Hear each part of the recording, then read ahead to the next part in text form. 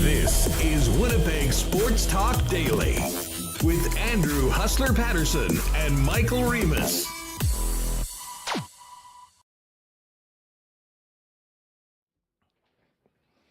Hey, what's going on, everyone? Welcome to another edition of Winnipeg Sports Talk Daily. Andrew Paterson, Michael Remis with you. And we got a packed show today. Lots of hockey talk with the conference finals beginning tonight. Carolina and Florida going at it this evening. And tomorrow we'll get the Vegas Golden Knights and Dallas Stars Game 1. Our pal Andy MacNeil of VSiN will join us in the first segment up to preview the conference finals and get his thoughts on the upcoming series. Then we're going to welcome in Dave Pagnotta from the fourth period. Looking forward to getting Dave's takes on certainly what's happening in the desert, as well as some off-season trade scuttlebutt and what he's hearing about the Winnipeg Jets. After that, Brandon Rewucki's going to jump on. We'll certainly talk some Jets topics with Rew, as well as get his thoughts on the PGA Championship, which is underway, round 1 at Oak Hill in Rochester, New York. And we'll finish it off with our guy, Double D, Darren Dunn, previewing the live racing season at Assiniboia Downs, which gets underway on Monday. And also see if he's got any picks from on the Preakness. Although tomorrow, Kirk Contois will join us from Assiniboia Downs at the end of the program before we drop the marbles. That's the pick we really need because, of course, Kirk was the one who dropped Mage in our laps for the Kentucky Derby a couple weeks ago. And I know there's a few WSTers that had a nice dinner that night, courtesy of a great pick from Kirk Contois. So, busy show today. We will get to all the hockey stories, everything happening in the offseason, as well as what's happening in the Western Hockey League final. Tough one last night for the Winnipeg Ice. We'll get to that in just a minute. Before we do that, big shout out to the sponsors that make this show happen each and every day. Coolbet Canada, Princess Auto, the award-winning Little Brown Jug Brewery, Aikens Lake, Breezy Bend, Royal Sports, BP, Consolidated Supply, F Apparel, Nick and Nicky DQ, Wallace & Wallace, Vita Health, Canadian Club, Manitoba Battery, Aquatech, Modern Man, Assiniboia Downs, and of course the Winnipeg Goldeyes, who will open up their season tomorrow for their home opener. Fireworks after the game. Make sure to get out there. I cannot wait to get back to the ballpark. Let's get this show going and welcome in Michael Remis. Remo, what's up? Finally, yes. Hockey this evening. Like, what have I been doing the last couple of days? Catching up on sleep. And even watching the Ice, I guess, was the last 2 nights. But conference finals finally underway after this lengthy break, and I'm looking forward to that. And also more speculation on the Arizona Coyote because I haven't done enough of that since, I don't know, 2011. I'm like having major flashbacks here over the last week with this Coyotes watch. We need to get little Logan on the program. He was, 7 years old back in 2011? He's probably now like maybe a freshman at ASU or something like that. We did not hear any little Logan or not so little Logan sightings at the Tempe Arena vote that did not go the Coyotes' way. But yeah, listen, it's just one story after another involving that team in the desert. And but apparently they do have another plan, which they're going to try to go down. I'm not sure whether that's going to fly with Commissioner Gary Bettman, considering the timing of all of this stuff. But we will talk about that a little bit later on. You mentioned the Winnipeg Ice right off the bat, and let's get to that. Tough loss last night in Seattle, and now the Ice are really up against it, down 3-1 in the series. And I really enjoyed the game last night, and I thought the Ice, had a ton of opportunities. And it was Milic in the Seattle net that made some big saves off the top players on the Winnipeg Ice, that really kept them in the game early on. But holy smokes, did they have some? That's a powerhouse on the other side of things. And Dylan Gunter, that one-timer that put the T-Birds up 3-2. Ended up being the winning goal, was an NHL shot. Of course, he played, 33 games in the NHL last year. I mean, you knew that was going to be coming. Daniel Hauser wasn't able to get in front of it, and that ended up being the difference. And unfortunately for the Ice, a couple penalties in sort of the last 8 minutes of the game, including one late, really affected their ability to have that big final push to try to tie the game up and get to OT. Certainly not impossible for this team to come back. First of all, they've got to win Game 5 and get this series back to Manitoba. That game will be on Friday, and if they're able to do that, we'll have hockey at Canada Life Centre on Sunday for game number 6 and potentially a Game 7 on Monday night. And the one thing I'll say about the Ice, Reem, and again, they're playing a team that is frankly in a different class than most of their opponents over the course of this season. But they did a lot of winning this season. They won over 50 games. They only lost 11. This is very uncharted territory for them to be in a 3-game losing streak. That being said, it's all about game number 5 and just get this series back to Winnipeg after a tough one last night. Yeah, we're seeing it from the chat house. Everyone's saying, is the next game for the Ice the biggest game of the year? It's do or die. That's a yes. That's a yes. Yeah, do or die is one that's coming around. What's the other one? Must win, can't lose, everything for the Ice here. It's all on the table. Crazy that they haven't lost, haven't had that kind of a losing streak. You mentioned, 11 losses in the regular season. Uncharted territory here. They seem to win all the time, but definitely a tough test. You see how good this Seattle team was Tuesday night, blink of the eye. Scored 3 goals, and it's pretty close and, going to the third period, but Seattle was able to pull away. So, we'd love to see some junior hockey at Canada Life Centre this weekend, and fingers crossed for, Friday? That's tomorrow. Yeah, Friday night, tomorrow night. That one will be on TV again. And Dan Robertson, man, it was great to hear Dan and Kevin calling the games. Yes. And as I said, with no hockey last night, it was a great night to tune in to check out, the 2 best teams in the Western Hockey League playing for a spot in the Memorial Cup. And didn't go Winnipeg's way, but fingers crossed the boys will be able to get that one tomorrow and get it back to the peg. Shout out to the chat. The cliches are flying. Nelson Fernandez says they need some pushback in game 5. Oh, pushback. Absolute need for pushback. Let's see. Yin Vivian. There's no tomorrow. Reg must give 110%. I haven't seen any to crank it to 111. They might need to crank it to 111 to beat Seattle. I haven't seen any 200-foot game comments. So throwing it all on the table here for the Winnipeg Ice as they try to keep their season alive. Yeah, T. Will saying, is it the biggest game of the year? Oh, and there's Kyle, all caps Kyle. Got a chance to meet all caps Kyle at the Kenny and Rennie year-ender bender earlier this week. And again, if you missed the show yesterday, but you were around, great to see everyone on a Tuesday night over at TCB. That was a heck of a lot of fun. So it is dire times for the Winnipeg Ice. Meanwhile, just down the highway in Portage at the Centennial Cup, big win for the host Terriers last night, beating the Collingwood Blues 4-3, scoring a goal to break a 3-3 tie in the third period. No Steinbach Pistons in the finals or in the playoff round, unfortunately, but we will have a Manitoba representative, and that is the Portage Terriers, who are 3-1. So by beating the Collingwood Blues of the OHL, they move on to the playoff round, and that game will go tonight. Well, first of all, it'll be an all OHL, all Ontario matchup between the Ottawa Junior Senators and the Collingwood Blues.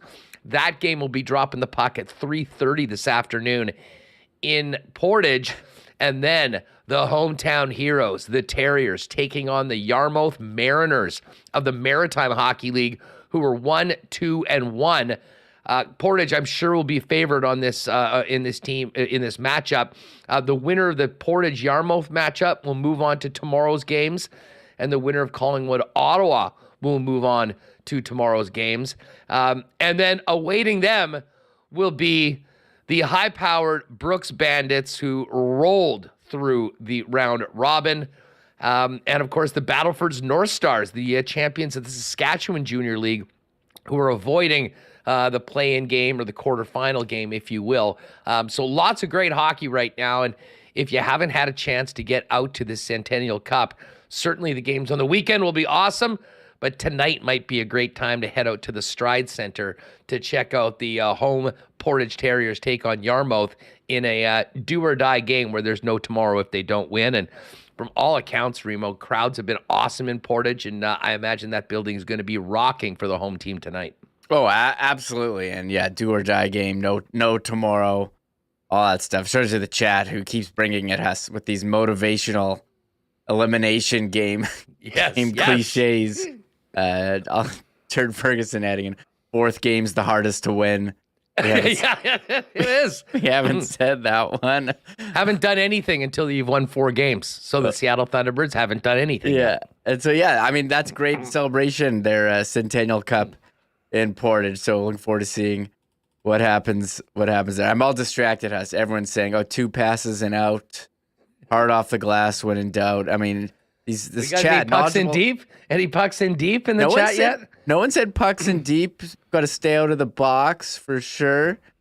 Just everyone here is hockey fans who've heard their fair share of hockey cliches. This is awesome. Oh, Yin Vivian, stay out of the box. Definitely stay out of the box. Not necessarily with the power play coming the other way, but when you're down a goal, it's tough to get back into the game when you have guys in the box. Speaking of in the box, did you see that clip from the Peterborough-London game last night with the player in the penalty box getting at it with the old penalty? Oh my God, was this hilarious? We'll fire it up at the end of the show maybe.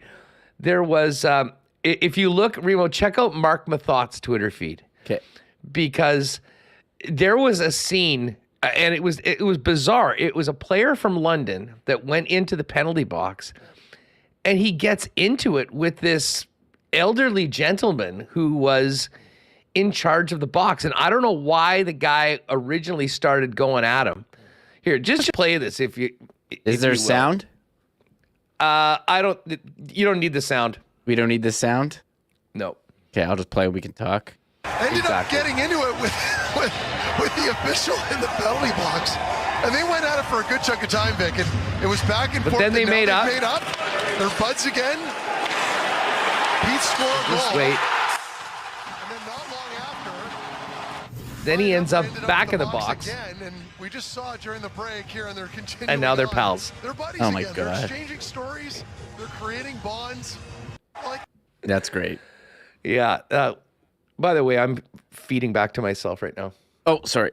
One thing I'll say as I fix that, Huss, I really did enjoy the TSN presentation yesterday. Not only do we get Dan and Kevin, there was a huge panel there for intermission with Julia and Frankie Corrado with Craig Button. So TSN bringing out all the stops for the junior hockey triple header yesterday. Exactly. I mean, TSN and I guess Sportsnet, when they picked up additional properties, had already bought the rights to the Canadian Hockey League and then basically wasn't going to be able to show it. So I'm not sure how that deal worked between the two companies. But I think it's important to have these championship series available on television. And obviously, TSN's doing a good job with putting some big-time play-by-play and color crews from the National Hockey League in doing the games. But yeah, and with the difference of timing, I think that same panel basically did the intermissions and post-games of all 3 games. There was the Quebec game. I believe Patrick Waugh's team, the Quebec Remparts, are now 1 game away from moving on to the Memorial Cup. Peterborough Petes are in that spot as well, as are the Seattle Thunderbirds. So that was a fun night of junior hockey. The other thing that I'm sure some people have been paying attention to, and it's definitely been worth your while, is the NBA playoffs so far. We didn't really touch on this yesterday, Remo, but first of all, Tuesday night started off with the San Antonio Spurs winning the draft lottery to get a guy that has been described as the best prospect of all time in the French monster, Victor Wembanyama. When you think about the Spurs, who have now had 3 number 1 picks all time. First time they picked the Admiral David Robinson. Then they picked Tim Duncan. Won 5 championships. And now get, as I said, this is not from me. This is from people that know a lot more about the NBA. The best prospect that they've ever had coming into the league, and that is very, very high praise. So the Spurs won the lottery, and we had that incredible game between the Lakers and the Nuggets. Anthony Davis had 40 in a losing cause. Jokic had a monster game, as he does pretty much every night. Nuggets up 1-0. They're back at it tonight. But speaking, we always like big upset stories. The Miami Heat, man. 8 seed. They beat the Bucks right now. They have so much swagger for a team that just snuck into the playoffs after having to get through the play-in round. Jimmy Buckets owns the playoffs. Eric Spoelstra, probably the best coach in the NBA. The Celtics are up against it right now with the Heat, and that was a big, big win last night. One that would have paid you quite well on the Coolbet lines if you jumped on the underdog. Sounds a lot like another Florida team who stuck into the playoffs as an 8th seed and made the conference final. Well done. Thank you. That sounds familiar. So some playoff success there in South Florida. Yeah, Jimmy Butler. I mean, he's been a playoff performer for years. Former Raptor Kyle Lowry playing a role on that team as well. So I mean, not a huge role, but he's there. And yeah, good for them. We'll have to see how this one goes. Kabilis is down with the Heat. Hey, the Gitch is here. What's up? And the big worm, Kyle Lowry, so thick. He is thick. And you know what? I'll say this as a Raptor fan, and as a guy that I think acknowledges Kyle Lowry's incredible contributions to the Raps and also basketball in Canada, and of course the 2019 championship. Would be pretty cool to see him get a run back to the finals.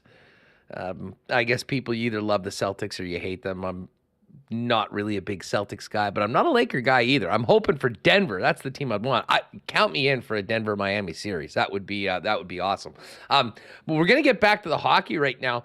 But as I mentioned right off the bat, Goldeyes home opener tomorrow, Reem. And I know it's pretty ugly outside right now. It's only 8 degrees, and it's been so nice lately. Kind of wondering, did the great weather leave us? Well, not for long. It's supposed to be a high of 10 today. But how about this for the long weekend? Tomorrow for the Goldeyes home opener, 21 and sunny. Saturday, 26 and sunny. Sunday, 26 and sunny.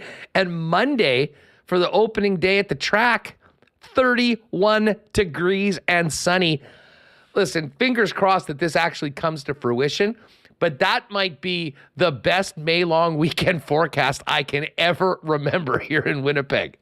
Good. That's great because it just seemed like we didn't get a spring because we didn't. So, I mean, I'm pumped. It'll be good to spend some time at the ballpark, some time outside.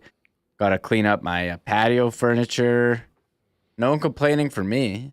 No, definitely not that. So book it in, folks. We'll be there tomorrow night. Hopefully we'll see you there. 6:30 start. Goldeyes home opener. There are over 5,000 tickets already sold, so I would go to goldeyes.com and get them now and make sure to stick around at the end of the game for fireworks. Andy MacNeil's going to join us in just a sec. Just before we do that, have to give a big shout out and thanks to a couple of our newest sponsors, Modern Man Barber Shops, now with 8 locations in Winnipeg, including the 2 newest locations, Pembina Highway right by Bishop and over on Plessis Road out on the east side. Modern Man Barber Shops offer a variety of grooming services, including haircuts, beard shaping, shaves, color services, and more. Book your look online via modernmanbarber.com and give them a follow on Instagram over at Modern Man Barber Shops. We're going to be feeling like summer on the weekend. Why not make 2023 the year you take the plunge with Aquatech? Visit aqua-tech.ca to design your own custom pool. Their team can provide on-the-spot pricing from designers as well as financing options that suit you. And a whole home renovation start with Aquatech as thousands of renovations as their foundation. Let Aquatech upgrade any space in your home. Aquatech is ready to make your reno dreams a reality. Learn more about design, pricing, and financing options today at aqua-tech.ca. Speaking of May-long weekend, you got your batteries ready to go? It's beautiful outside right now, or it has been. definitely time to get the motorcycle out on the road. If you need a motorcycle battery, nowhere better place and a better price than Manitoba Battery to get you hooked up with the right fit for your bike. And there could be some lawn work as well. And they got a great deal right now on lawn tractor batteries with 280 cranking amps for $42 when you return your cord. That same battery's $30 more at the big box stores.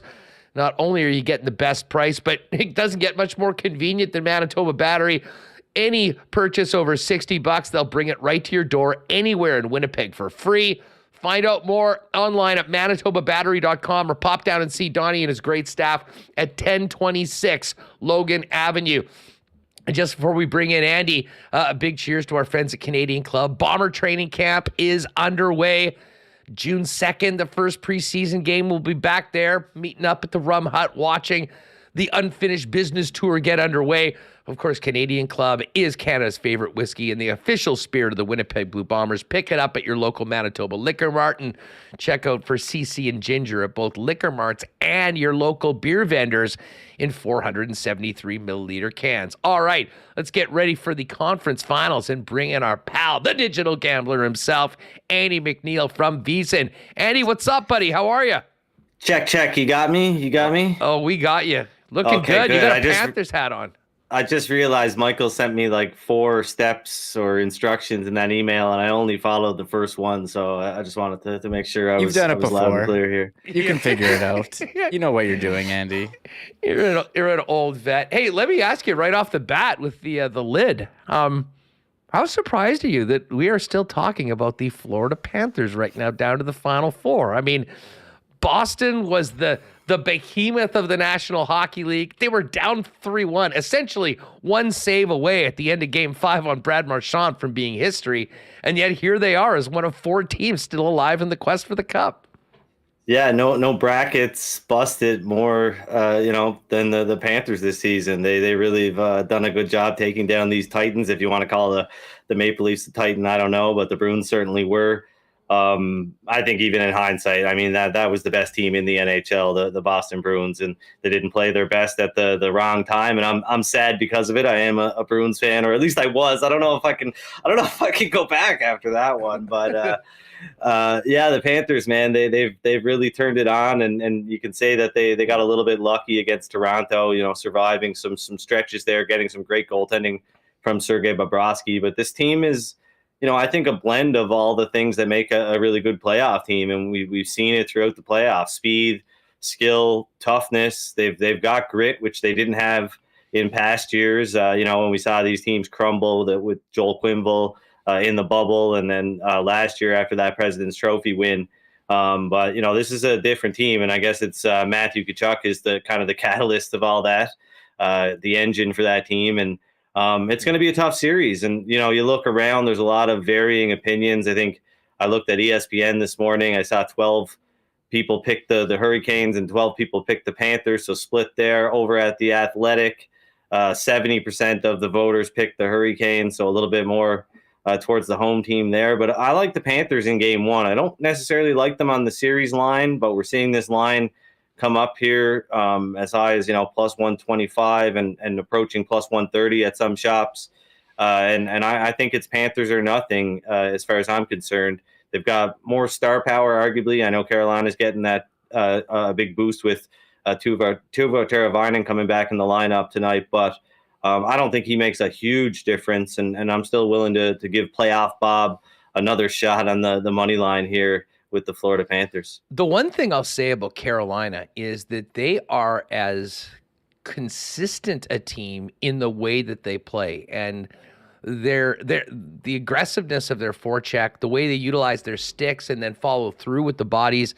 I mean, they honestly do some things differently, or maybe just at another level than, frankly, most of the teams that aren't playing. I give Rod Brindamore most of the credit for that, for the way that he has molded his team into a unit that can handle the loss of a Svechnikov and the loss of a Pacioretty. And, totally. I was one of these people that didn't have high hopes for Carolina because the guys that they've lost. Yep. But I have to admit, they've sort of made me a believer that they can go through anybody right now, despite the lack of high-powered offensive players that you'd normally be counting on. Yeah, I have Carolina winning the series 54% of the time, which converts to a line of about minus 117.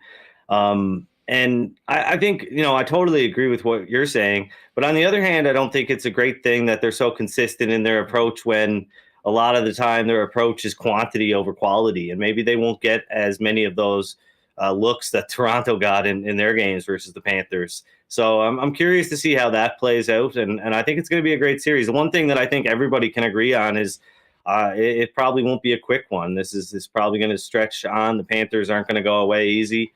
And it's going to be maybe a classic series, one that we didn't really think would happen, but definitely could end up being a classic for sure. Andy, obviously they'll start it off tomorrow with game number 1 between Vegas and Dallas.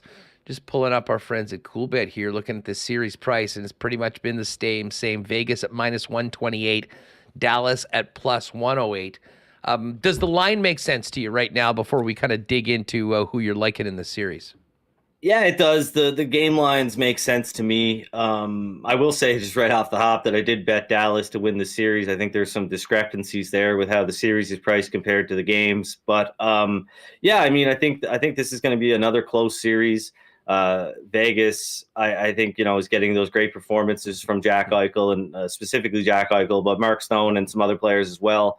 But I look at how they're scoring a lot of their goals, and they scored the most high danger goals at even strength against Winnipeg and Edmonton. I don't know that they're going to have that kind of success against Dallas. And I know that, in the past, I think I probably was a little bit hard on Vegas because of the way Pete DeBoer coached that team. And now, he's coaching the Dallas Stars, but they've done a really good job. They were able to clamp down on the Kraken really hard and stop them from being able to get into those high danger areas in that series at various points. So I think it's going to be a lot tougher for Vegas. I have Vegas winning the series 51% of the time. I have them, roughly around minus 111 in game number 1 is a fair price. So, close to a pick 'em. And I think it's going to be a good one. I think, unlike Carolina, where, the odd people, some people might think that, one team, Carolina or Florida, might win in 5 or games, 4 or 5 games. I don't think that's going to be the case here. I think most people are expecting a really long 6 or 7 game series. The familiarity here is really interesting. 10 players roughly on each team that were in the lineup back in 2020 when they met in the Western Conference Final. Of course, the Pete DeBoer connection. I think it's just going to be a bloodbath. Maybe not, blood necessarily, but I think it's just going to be a war, right? It's these guys. All of these guys have been fighting tooth and nail, not just this year, but for a lot of years to get to this point. And you think back to Jamie Benn sitting in the locker room in the bubble after they were eliminated by the Tampa Bay Lightning in the final. That guy's going to do whatever it takes to get back to the Stanley Cup final. I'm really excited for this series. Well, and it's funny you mentioned Ben because I really like what I saw from Ben and Seguin, in Game 7 and in that series. But it's not about those guys anymore. It is about Rupee Hintz. Joe Pavelski, I don't know what you can say about him doing what he's doing at his. The one thing that we haven't seen from Dallas so far is, an explosion from Jason Robertson. And to me, that's the one thing that maybe puts Dallas over the top against Vegas. If we can see the Robertson that terrorized goaltenders throughout the regular season, because he hasn't been as productive in the playoffs so far, at least through 2 rounds. Yeah, totally. And it could just be a little bit of a shooting luck thing, right? A little bit something to break his way and things really start to open up for him. So that's a big X factor heading into this series for sure. I want to just get back to your neck of the woods and look back at round number 2. What were your takeaways from the Edmonton-Vegas series, and why are the Oilers making tea times right now? Well, extended lapses, I guess, but, I thought they played pretty well overall. Stuart Skinner wasn't his best. I think he's got a bright future, but the goaltending edge didn't play out like I thought it would. I thought they had an edge. I guess it was Laurent Brossoit when the series started, and that's who I kind of projected to play the series.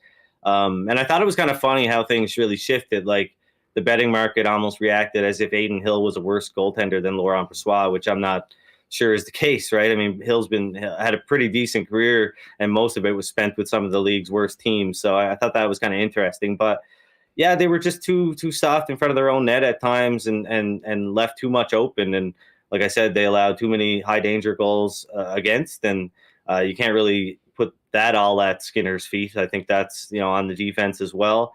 But really, really big missed opportunity. I had some great looking Oilers futures that went up in flames.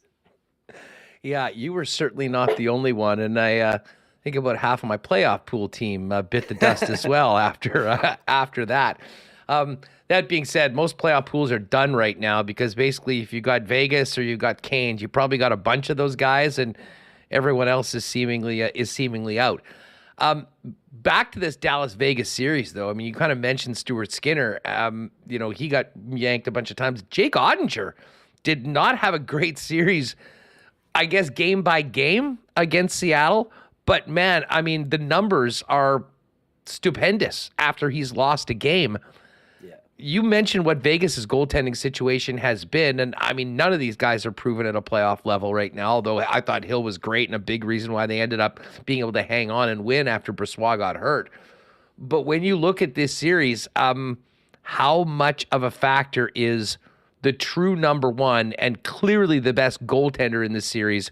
How big is that for Dallas in your thoughts that, they can get by Vegas, who's already beaten two good hockey teams?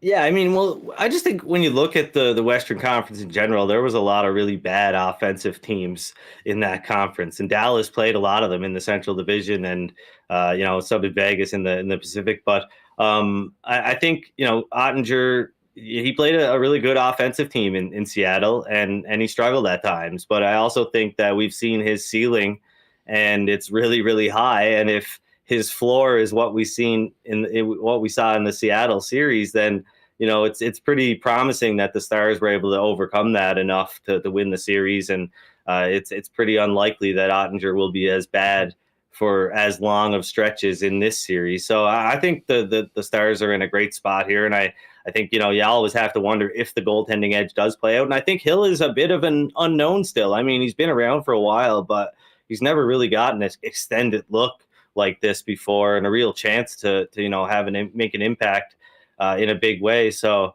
it's an interesting matchup, but I think the Stars have a big advantage given what we've seen out of Ottinger. His ceiling is just about as high as anybody we've ever seen. Andy MacNeil from VSiN joining us, getting ready for the conference finals in the NHL.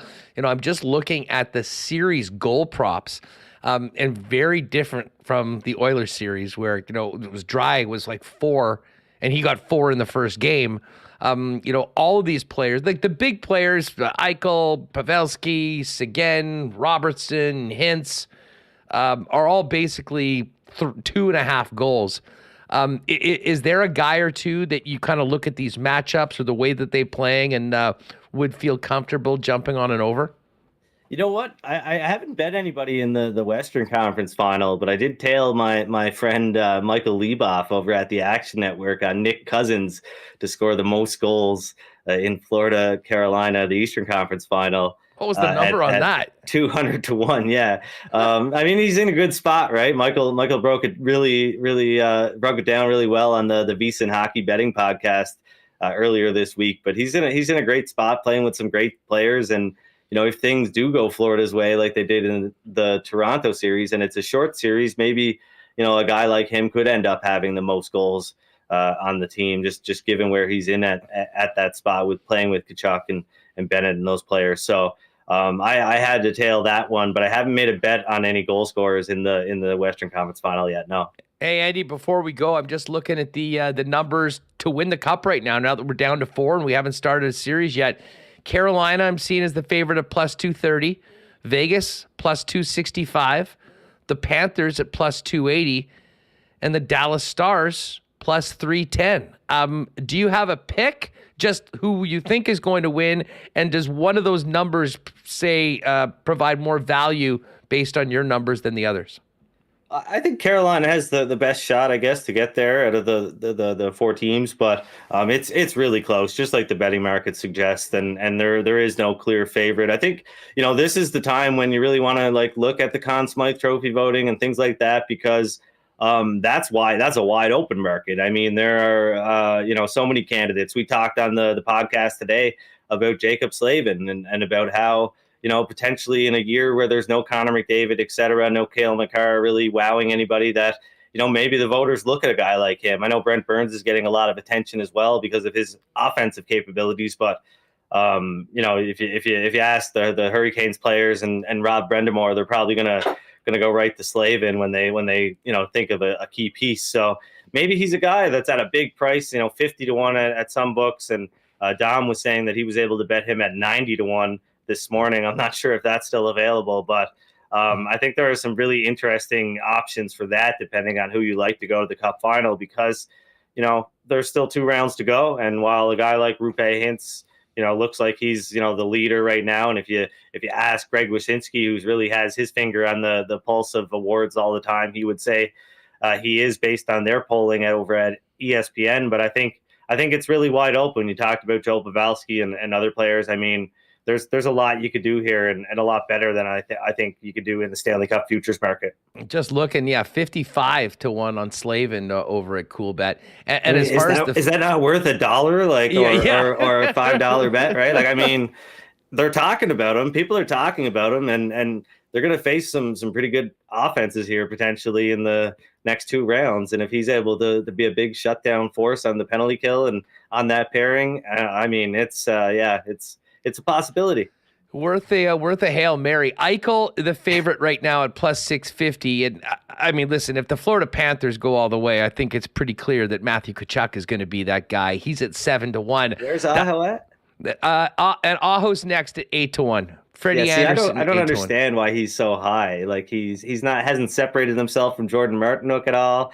And there's so many contenders on that Carolina team. I think they're the one team that doesn't have a one person that really sticks out right now as the sole contender for the Conn Smythe if they were to win. Well, and I'm with you. I mean, I'm surprised that Ottinger's number is lower than Rupee Hintz's number. Yeah, I guess it's potential. Magic beans. Well, exactly. And if all of a sudden he goes out and they win the Cup and he has a couple shutouts or something, then I mean, there's obviously a lot of recency bias.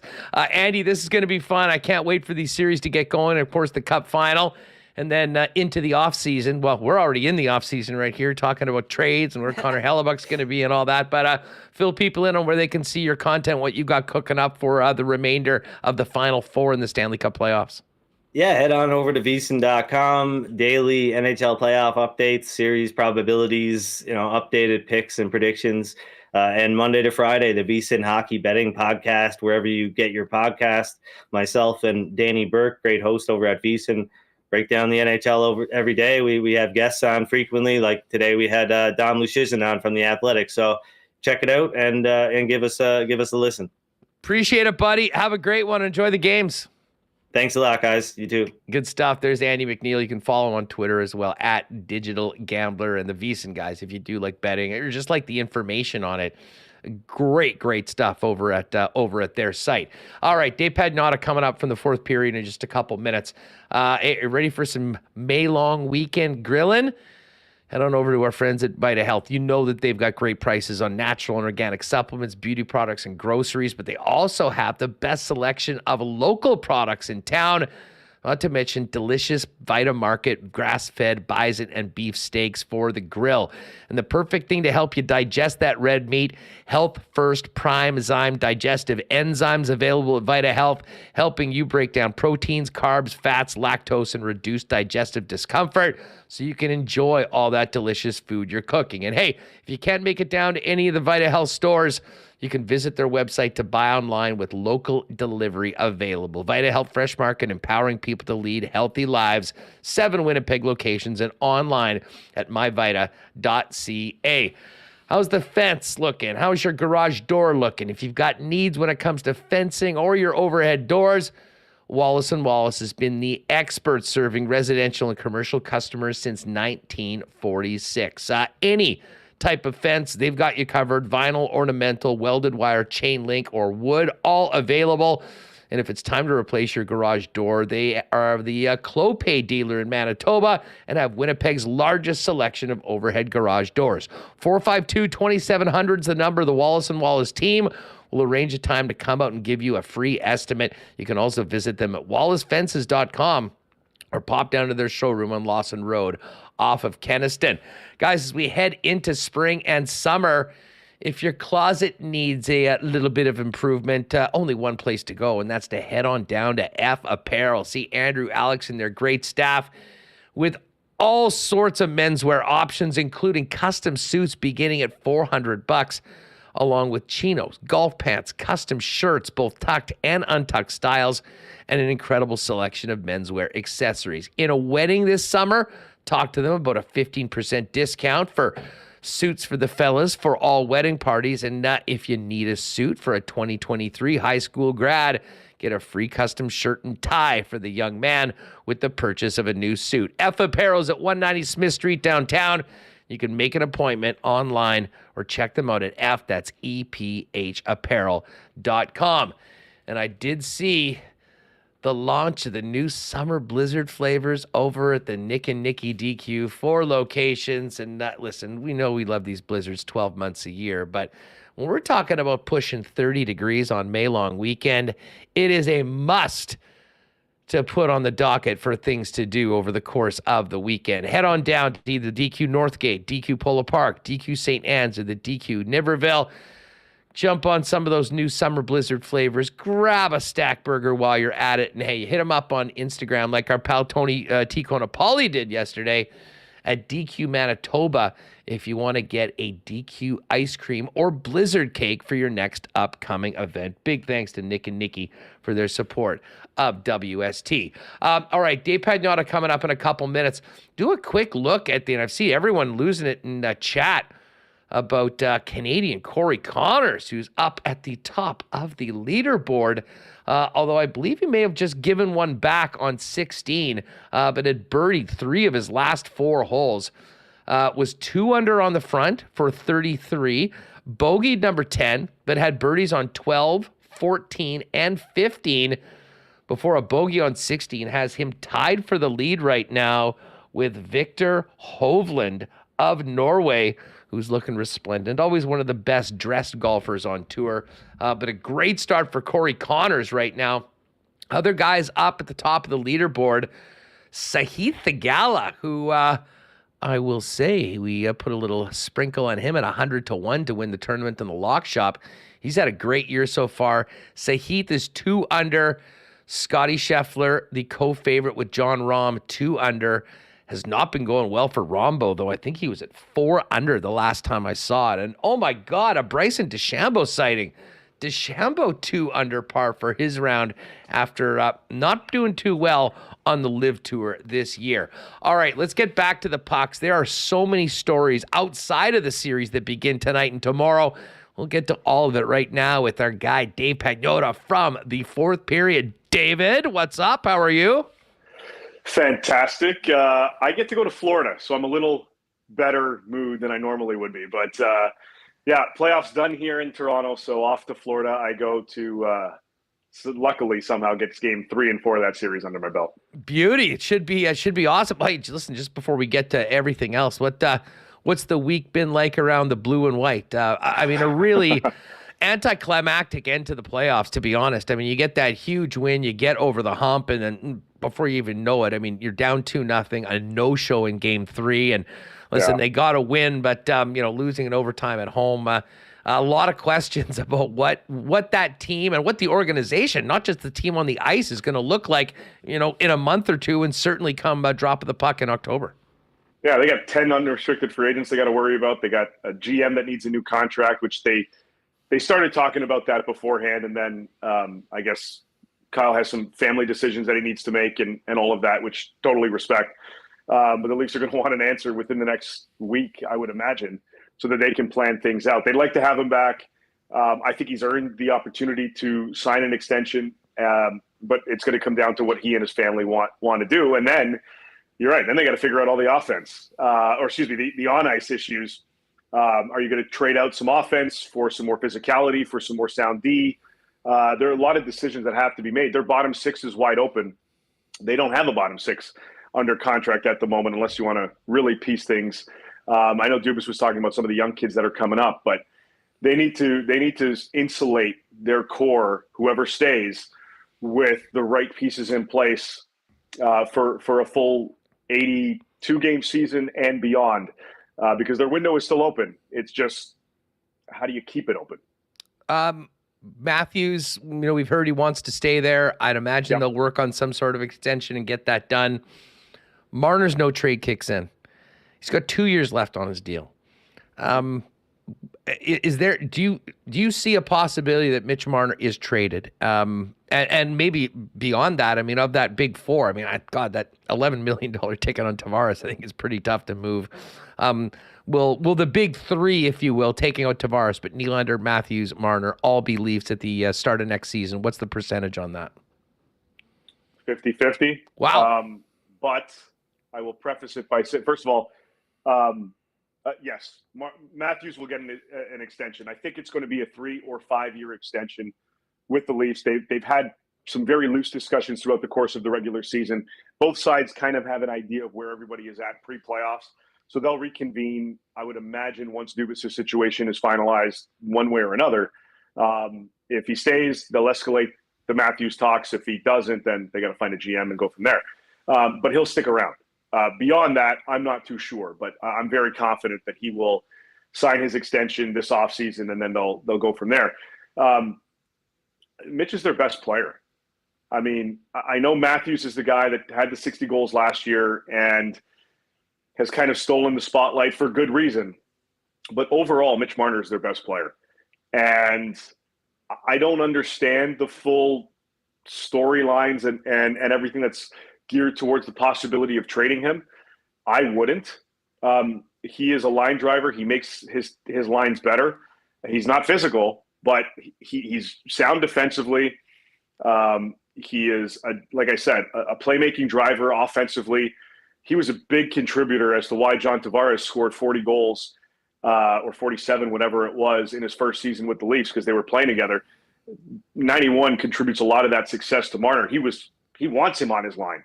I don't see a scenario where he gets traded. A scenario that makes sense. I think William Nylander, his value will not be higher. He is a player that can excel even more, give him full-time top-line minutes, give him full power play usage. Forget about his defensive lapses. But if I'm moving anybody, it's 88. And I'll say that by also indicating that I would take him on my team any day of the week. It's just given the Leafs circumstances and given the fact that they need to make some adjustments to this roster, I think he's the odd man out, quite frankly. Interesting. And I'll tell you what, making less than $7 million with his production, he'd look pretty good. He's got 1 year left on his contract before becoming a UFA. Sounds familiar. Makes things tricky to those of us here in Winnipeg. Because as we get to the Jets, I mean, obviously the Leafs story was a big one this week, along with Edmonton being bounced out. But I don't think there's any doubt that, Dave, when you look around this league at teams that have a lot on their plate and the potential of big, significant moves, Winnipeg has to be at the top of the list. I mean, I was looking at The Athletic, talked about this earlier on the show. They put up a trade bait board. 4 of the top 8 guys on the list are current members of the Winnipeg Jets. I mean, I'll just put this to you. I mean, you're talking to people around the league. What are you hearing about the Winnipeg Jets situation, and how do you see this playing out, or what have you heard about some of the top players? Now, starting with Connor Hellebuck, who, with all the talk about elite goaltending and how little there is of it around the league, certainly there would be plenty of suitors for a guy of Helly's nature if, of course, he does hit the market. Yeah. There would be a ton of teams that would line up to try to New Jersey, Pittsburgh, L.A., so on and so on. There are a lot of teams that would love to get their hands on this caliber goaltender. Excuse me, even some other teams that seem to be stable in net. I mean, to get a player of his caliber between the pipes at his age as well. Like, some people look at me and we were talking about it, and he's like, he's got to be like 35. No. He's got a lot left in the tank. Just for whatever reason, there's this persona, I guess, or whatever, that he's a lot older than he is, maybe because he's been around for a little while and just been so good for so long. But there would be a ton of interest in this guy if he hits the open market. And then you've got, Wheeler, Scheifele, Dubois. I think, usually around conference final, that's when these types of discussions really start to pick up. And by pick up, I mean, now we're starting to see regular conversations with teams a month away from the draft, give or take 5 weeks, whatever it is, this is when teams start to really execute their planning stages and what they want to do. And they have all their meetings, and they'll conduct their scouting and their internal meetings again and map out what plans they want to initiate. And when you've got players of this caliber that are potentially available, or at least Chevy is given some indication that he would listen, that's when things start to percolate and begin. So I would imagine in this next couple of weeks, as we get closer to the Cup final, we're going to start to hear some of these storylines kind of pick up a little bit with respect to some of these players. There's not much right now in terms of,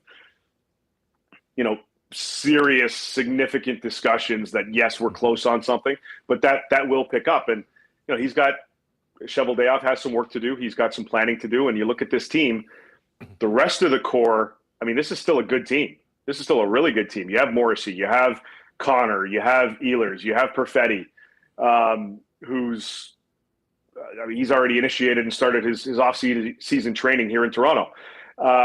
So, I mean, this is a guy that's already geared up for next season and ready to go, heal up and have a hell of a season next year. That's his mentality already. So the core of this team, the young core, is still very much intact outside of those four guys that are, effectively out there.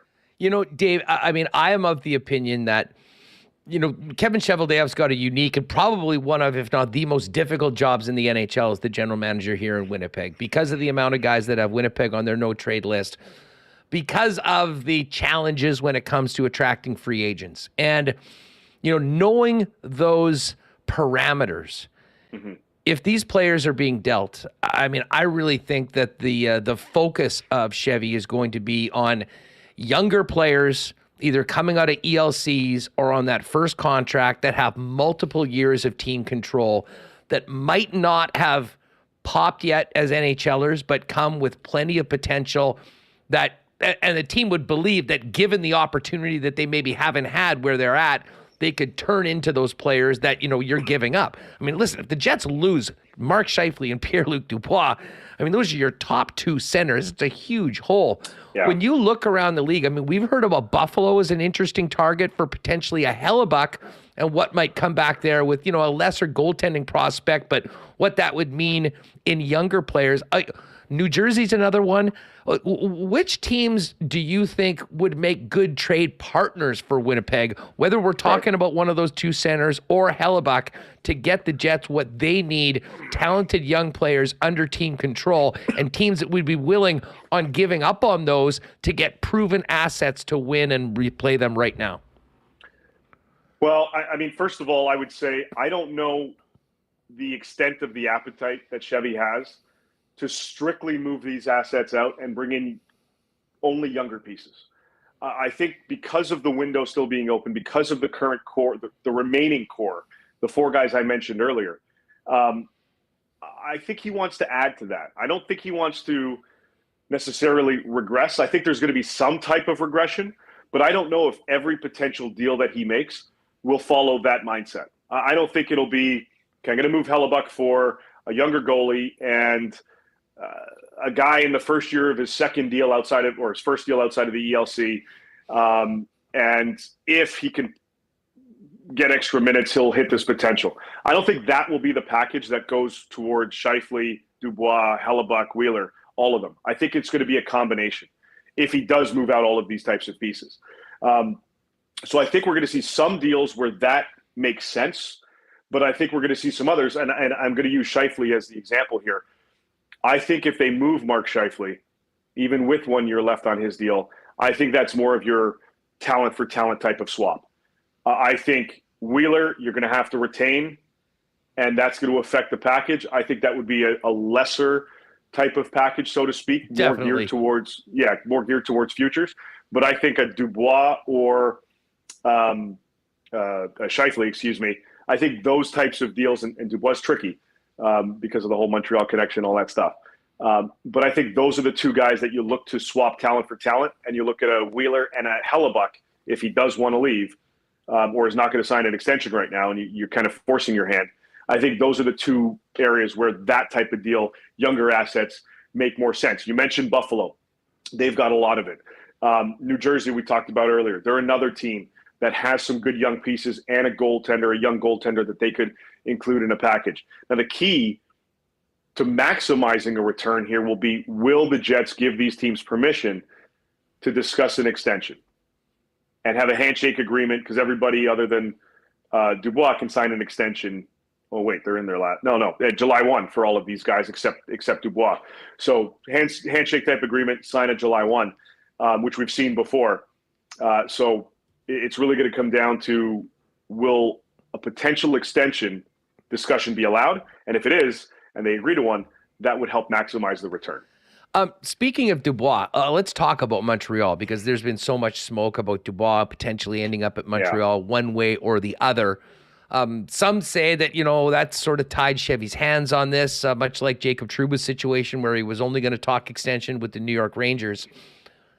But I do wonder about, where Montreal is as a team right now, having suffered through another miserable season, the want to speed this up and, become a competitive team next year. I mean, if you look at Montreal, if they were able to get Dubois and let's just say for a minute, they're trading, some players not on the roster or, a first round pick, a package like that.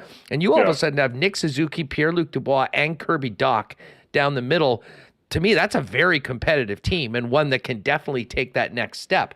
I'm sure the Jets would love or would be interested in getting Kirby Dach back if that was part of it. But I'm interested in your thoughts on the mindset in Montreal as to a level of urgency to get this done this year for Dubois, and at the same time avoiding the possibility of, say, something like a center needy team like the Boston Bruins going in, making a move, getting Dubois, and then going, hey, you know what? I kind of like it here. This is neat, following in the footsteps of a great French player like Bergeron, and all of a sudden being public enemy in number one in Montreal as opposed to being the homecoming hero. I mean, what do you make of all of that scenario? Because I think there's a lot of moving parts on that, and there's some different ways that the Habs could approach it.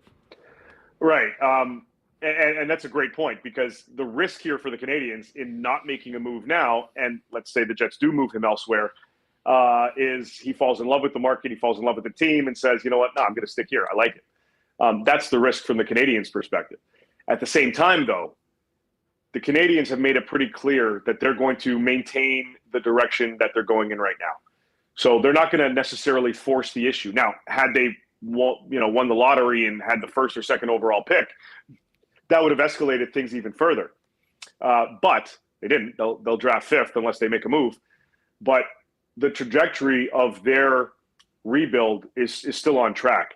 So to expedite that process in a certain way by giving up a little extra for Dubois, I just don't get the sense that that's something that Kent Hughes, the GM of the Habs, has any interest in doing at the moment.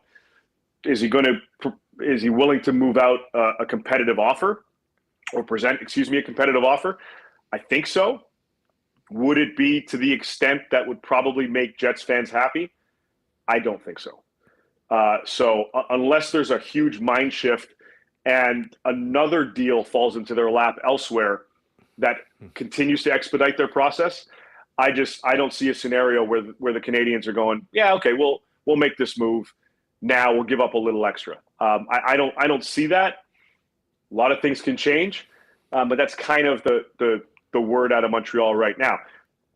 Again, one phone call changes everything, and the Canadians definitely would love to get a guy like Pierre-Luc Dubois on their roster, but I just don't see a scenario right now where they would overpay or give an offer or a package that fans would go, totally worth it. I think it would be lackluster.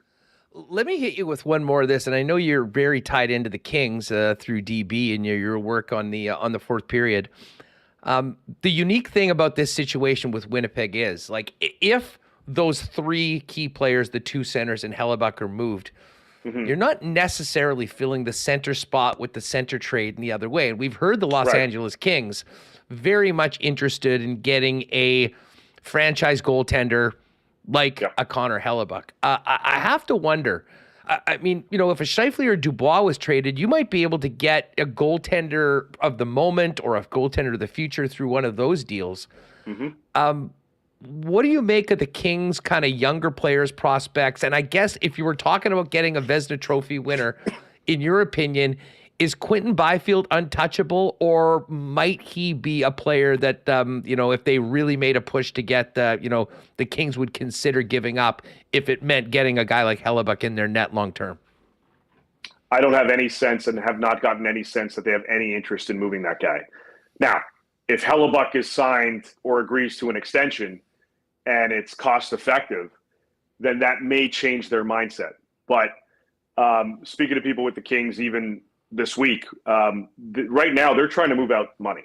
They're trying to see how they can move out money. So if, Helly does end up in a deal to LA, can Rob Blake convince Chevy to take on Cal Peterson and his $5 million cap hit in net with 2 more years left on that deal?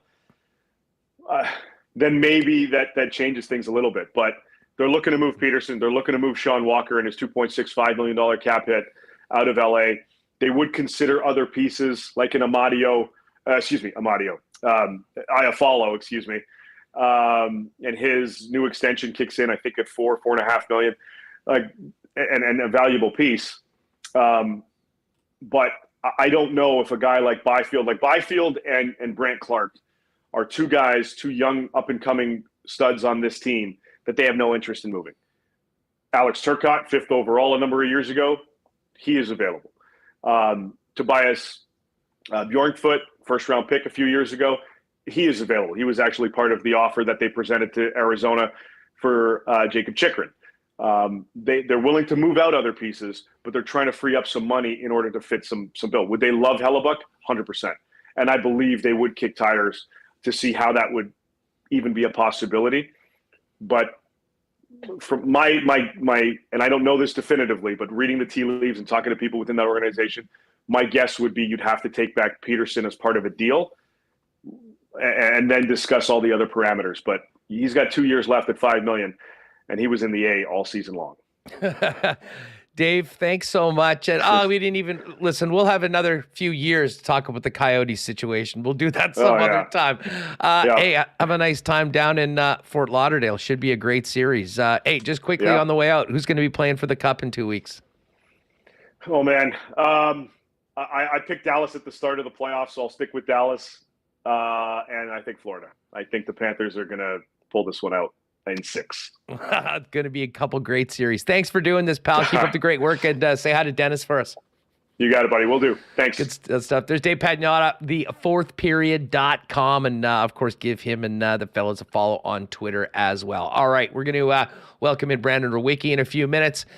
Just before we do that, mention Goldeye's home opener Friday night, and of course, Princess Auto, huge sponsors and supporters of the Winnipeg Goldeyes, and of course the Winnipeg Blue Bombers, and us here at Winnipeg Sports Talk. Princess Auto is where you'll find the best deals on the most unique assortment of tools and equipment around. Everything you need to complete the projects on your list or start something new is at Princess Auto. Pop by and see them at one of 2 Winnipeg locations, Panet Road, Portage Avenue West, or shop online and get those ideas flowing 24/7, 365 over at princessauto.com. Well, we mentioned how gorgeous it's going to be on the weekend, and that means everything's growing. But is it growing enough on your property? If you need irrigation solutions or systems, you need to talk to our pal Joe over at Consolidated Supply, the leaders in irrigation systems, working with the golf industry, keeping our beautiful courses green for decades. They've also got artificial turf, new and used golf carts as the club car dealer in Manitoba, and other great options for your property, including hot tubs and amazing outdoor kitchen options, and of course, small engine parts and repair. Pop by and see them at Consolidated Supply. Their showroom is open to the public at 1395 Niagara Road East, or find out more online at cte.ca.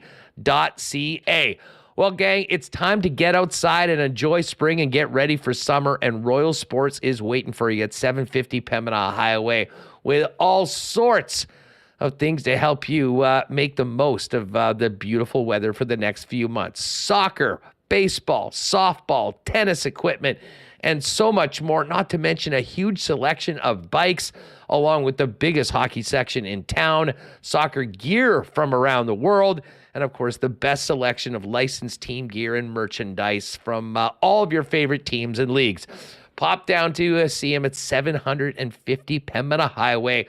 And make sure to follow them on Instagram for all the latest merchandise drops and sale information, including their massive tent sales. Just had the first one of the summer and spring last weekend. Keep your eyes out for more tent sales and those amazing savings when they get set up outside in the parking lot. Royal Sports, 750 Pembina Highway. And just before we bring in Rewucki, the games are back tonight. If you're looking for a great spot to gather with friends and watch the conference finals, no better place than Boston Pizza. The new Fanalytics menu, including those deep-fried pickle spears and the new triple play platter, always ready to go, along with ice-cold schooners, famous BP wings, gourmet pizzas, and so much more. And if you can't make it out to watch the game, you can always order online and get it delivered at bostonpizza.com. All right, let's get Rewucki in here and get his thoughts on the upcoming series, as well as everything else happening around the league. Rue, what's up, buddy? How are you? Doing good, man. It's day one of a major, so always in a good mood when we got that going on. But yeah, things are going pretty good. Absolutely. I knew we'd be able to talk a little golf while you're at it. Look at this. Scotty Scheffler, 3 under par. You knew that he'd be right there, but how about the start for Corey Connors? 3 under on his round, playing the 17th hole. Yeah, hey, I mean, I don't know. Like, I don't know if the dude that takes care of the greens and the pin location, like if he's got a vendetta against golfers or what his deal is, but that was diabolical. Well, I think 15 and 2. It's like 3 feet to the edge of the rough there, but it's going to be a beauty this week, and I think you'll like who I've got good vibes on because I think I'm leaning. I think I'm going to go with your boy. I think Tony breaks through this week. Yes. I am so fired up for the round this afternoon. The timing worked out perfectly. I'll be able to see most of his afternoon round, and then he'll go off in the morning tomorrow. I mean, listen, he's and this sort of a course, I think in a lot of ways, does really set up for him. I mean, he can bang it as far as anybody, but it is going to be a great short game, the ability to putt and the ability to get through some of the ups and downs, because there's been plenty of them for a lot of players, including a guy like Rory McIlroy. But oh, Brandon, let's have a Tony Finau victory party next week on the program when we get there. As far as, listen, we're going to get to the conference finals, but anyone that was with us for a long time down on Pembina Highway at 1290, especially someone as long as you, remembers the Goldwater Institute, Little Logan, and chapter after chapter after chapter of the Arizona Coyotes' existence. What did you make of the no vote from the folks in Tempe? And it doesn't sound like they're going to be leaving at any point this year, but they can't go through this again. We're hearing today that, they're going to go to Mesa now. But just as a cautionary tale, it will involve another vote. They haven't done very well in votes. Yeah, well, with Gary involved, as long as he's a part of this, he'll put them in some unknown desert 200 miles away from Phoenix if he can find a way to put some ice in there. Is there a casino there? Is there a casino attached? We got a sports book and a bit of ice. We're going to find a way to make this thing work. This has been, and look, I feel terrible for the fans. Yeah, and there's not a ton of them, but there's a lot of them still. And I mean, we all had to deal with the heartbreak from 96. So I totally understand that side of things, but it's just been such a mess for so long that it's just beyond overdue. And again, imagine literally any other destination in the NHL going through what the Coyotes have gone through. We can even just do the last 5 years. We don't have to do the last 20 years, but just the last 5 alone. Any Canadian city that tried to play in a college town, in a college rink, would have been off to Houston before they could even get off the phone with Gary. Any team that was in the middle of the U.S., they'd be out the door too if they were doing. It's so ridiculous. And Bettman's done. You do have to give him credit with a lot of things in terms of expansion and relocation. Like he's nailed the last 2, obviously the NHL has, but even the California-Florida thing for the most part has been extremely successful. Just take the 80% hit rate and give up on the Arizona dream. Like the NFL did just fine for so many years, ignoring the magnitude of the LA market. Now I know they went back there, bit of a different comparison between the two, but the NFL didn't try to force something when it wasn't going to work. And for whatever reason, Gary just will not let Phoenix go. And it's even more maddening I mean, from a Canadian perspective, when you know that you have a ready-made to-go market in Quebec City, just lying there, begging for a team, getting 17, 18K people a night watching junior hockey right now, you know they'd fill the stands every single night for the Coyotes team. But there's such a fixation on the size of the Phoenix market when Houston's bigger than Phoenix. Like, just push him to Houston. It makes way too much sense here. The only thing I could think of is that this is, and I've said this before, this is some kind of money laundering scheme from the NHL. Because I don't know how the rest of the owners can criminal look around and say, dealings. yeah, like what? But I mean, how many millions? I mean, I don't know why the NHLPA hasn't gotten into this, because Arizona's cost them millions on the cap every single year, and then in terms of revenue, league-wide revenue, you're missing out on tens of millions of dollars year after year after year. This happens. It's crazy, man. Yeah, the one thing I'll say, I guess, in the defense of Bettman is that, I mean, this clearly was a priority, and you mentioned, I mean, it is a massive sports market, and everyone knew that. I mean, there was no chance of this succeeding as long as they were in Glendale, and how that happened to begin with, I mean, whatever. That was a big mistake that they paid for a long time. I will say this, that proposal that they had, I mean, obviously they were confident that it was going to go through. It didn't.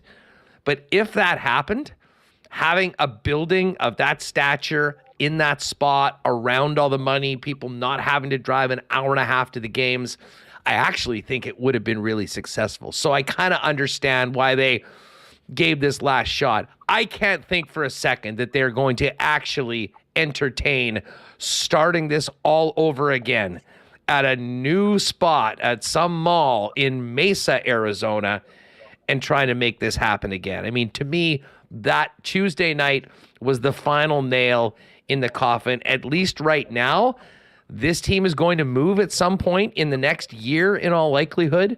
And at that point, you can go and build an arena. If you go get an arena in a great spot in 4 or 5 years, they're doing more expansion, there's someone to do, then maybe go back. But both the league and you mentioned the PA. The PA has to be a big, I mean, they're 50-50 partners in this business right now.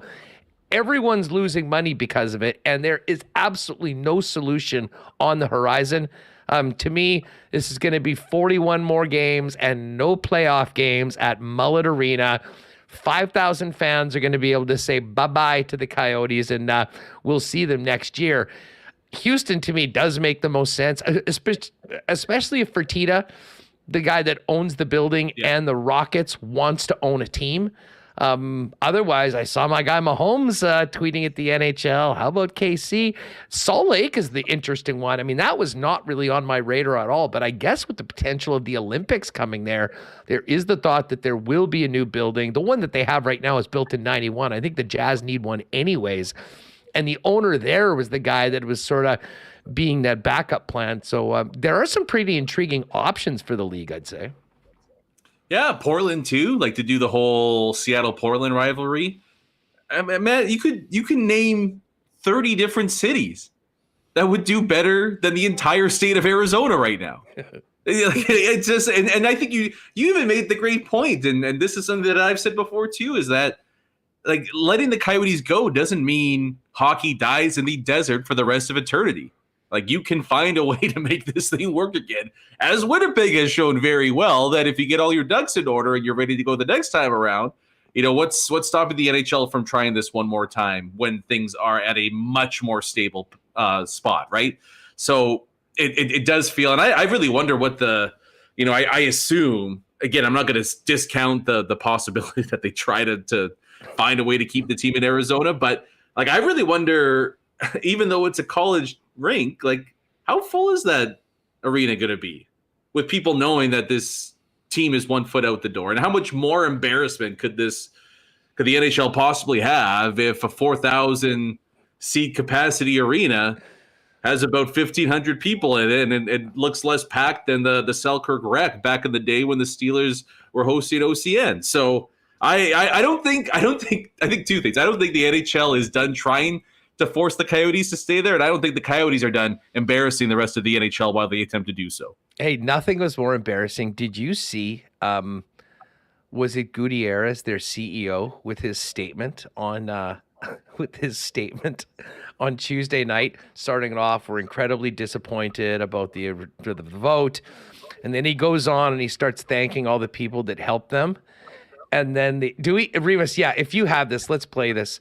If you miss this. And then right out, you know how in the Oscars where someone has taken too much time with their speech and they start playing music to get them off the stage? Yeah. It happened 50 seconds into it, and it's the most awkward. Remo, just play this, folks. If you missed it, I don't blame you for not watching every press conference out of Tuesday night's vote. I've watched this at least 10 times. It gets funnier every time I've seen it. This was from Tuesday night.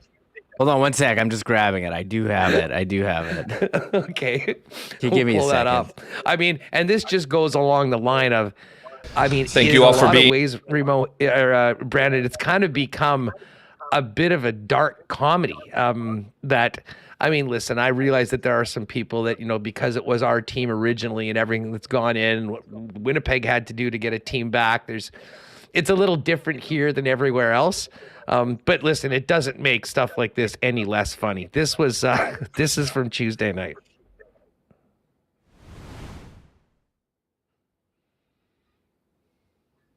Thank you all for being here.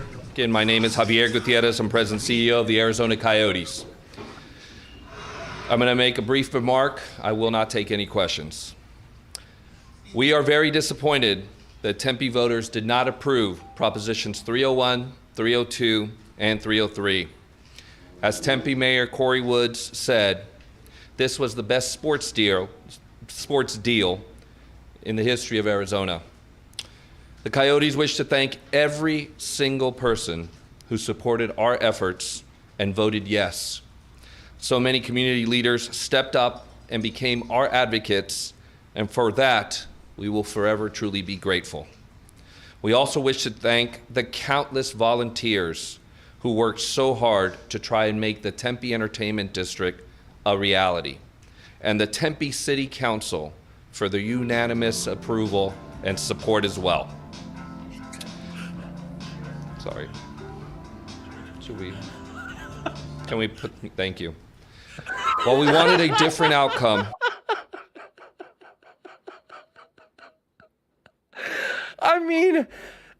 Could there be a more perfect end to? Well, literally, the world is playing the music for the Coyotes to finish the speech and beat it to somewhere else. The only thing that was missing there was a mission accomplished banner behind him that unfurled halfway through the speech. Oh my God, I laughed so hard at that. I just kept on going back in the look. He's like, what the hell's going on? Didn't even know what to say. Anyways, the Coyotes, it will be really interesting as to what this does to their offseason. Because, this is the thing. They've been gathering assets and trading players and being super cheap and trading for retired guys that still have contracts so they can get to the cap floor. And I guess maybe that would continue a little bit for this year, Mullet. But if they were building the arena, the whole plan would be going forward to it. That's not happening right now. And I guess all we can expect is the exact same bargain basement clearinghouse for bad contracts and probably quite a bit of bad hockey as well for another season. Yeah, I guess, I don't know, Carey Price, come on down to Arizona. Carey Price's contract, I should say, that. Yeah. It's gonna be, it might even be worse than that, in all honesty. You might just try to get as close to the floor as possible and then load it up with retirees and injured player. The Flyers got a bunch of those, so maybe they could ship a couple out to Arizona. It's going to be ugly. It's going to be embarrassing, and it's just going to continue to be this way until the NHL just smartens up, realizes that, you know what, we did good in Vegas, California, Florida, pretty good success rate. Let's just take the L on Arizona, and maybe we'll try again in a couple decades. All right, Brandon Rewucki's with us. Check out Skates and Plates wherever you get your favorite podcasts. We've talked a lot about Dubois and Scheifele's future, what trades would look like for them. And now we're hearing a lot about Connor Hellebuyck. Brandon, if you're put your GM hat on for a minute, and let's say that you're Kevin Cheveldayoff and you realize you pretty much have to make these moves, where is your ask starting with these players? And if there's one, obviously there's Montreal with Dubois, but if Scheifele or Connor Hellebuyck, if there's a particular team or a match, I know you've spent some time thinking about this, that makes sense to kind of start, but In your mind, what is the right return for the Winnipeg Jets that's realistic given the market?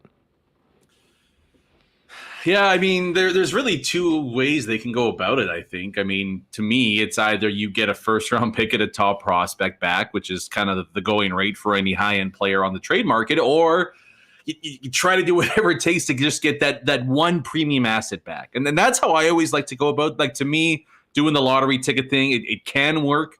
It seldom does, though. I mean, the old axiom is, the team that trades or acquires the best player in a trade is ultimately the team that wins the trade. So you got to try to mitigate that somewhat if you're the Jets in that situation. And that's taking a gamble on maybe a 21, 22, 23-year-old who has the potential but hasn't been given the opportunity yet. So that's the way that I would try to go about it. But it's so much different with Hellebuyck because goalie trades are so underwhelming for the team that gives up the star goalie. Like, there's just, you look at the trades that have been made and the returns on those are just nowhere near the value that star goalie brings, starting 50 to 60 games at an all-star level. So it's tough to get a sense of it. I mean, and I guess the main thing, if you're Chevy here, is you want to try to find the most desperate team. And if you can amp up the leverage as much as you can, maybe this is a trade that you can not win, but come out looking okay on. And in terms of desperation, I know Buffalo's been mentioned a bunch, but it feels like it's a year too early for the Sabres to get in on this, especially when you have Levi waiting in the wings there for the Sabres. A stopgap makes more sense than going all out for a Connor Hellebuyck. New Jersey, maybe, but to me, the team that would be the most desperate here is the Edmonton Oilers. And, I mean, we watched them potentially lose a cup because their goalies couldn't stop a beach ball. More specifically, Stuart Skinner just couldn't get a save for them through 2 rounds. And so you wonder if that's maybe the team you might look to target. And I know Dylan Holloway is a high-end prospect for them. Maybe some kind of a package of a first, Dylan Holloway, and then you figure out the rest from there is enough to get it going. But I don't know. It's a weird UFA market, too, for players and skaters. But there's a few decent goalies out there right now, and teams might look at that and say, we get one of these guys in with somebody that we have. Maybe that's enough to get us by right now.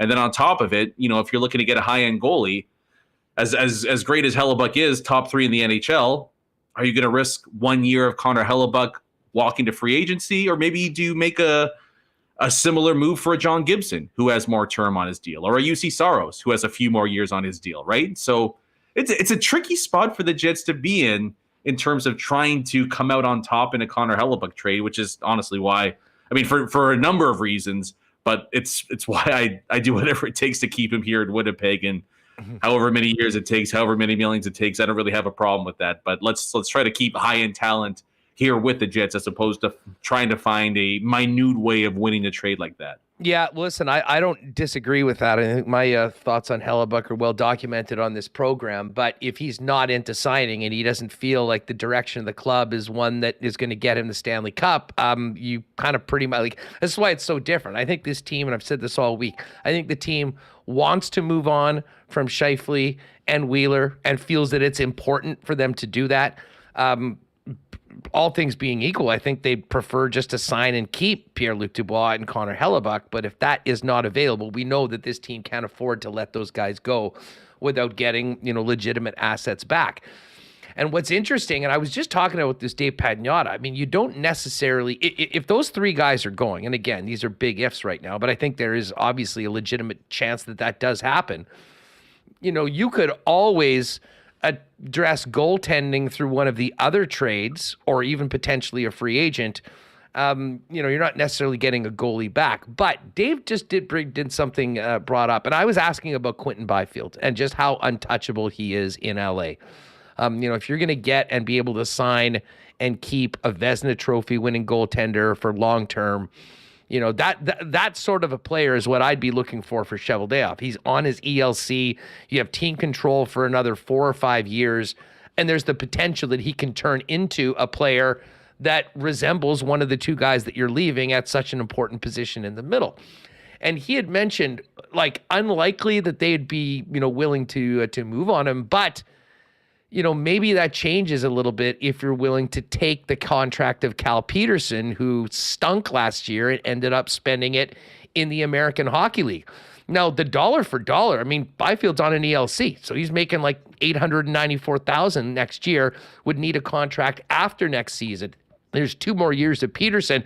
Regardless of whether they think that Peterson is even salvageable, does that sort of an ask make sense from a Winnipeg standpoint? And, they'll have some cap room. You can basically eat a player that might be eating something up. But to me, and this goes back to your point of getting either that blue chip player or a player that is going to come in and be able to produce for you at a very important position longer than 1 or 2 years, because I think if you're moving off from a guy like Scheifele that has been your number one center for so long, it can't just be a bunch of stopgap measures and complete lottery tickets. Yeah, I mean, nodding my head so hard it might fall off my shoulders. He's the perfect target. Like, that's the dream player to go after. And at the very least, if you acquired Quinton Byfield and, you're worried about, can we resign him? Can we retain him? All that stuff. You have him under team control for 4 more years after that, right? Like that's a pretty good worst case scenario for the Jets. Exactly. There, right? So that's yeah.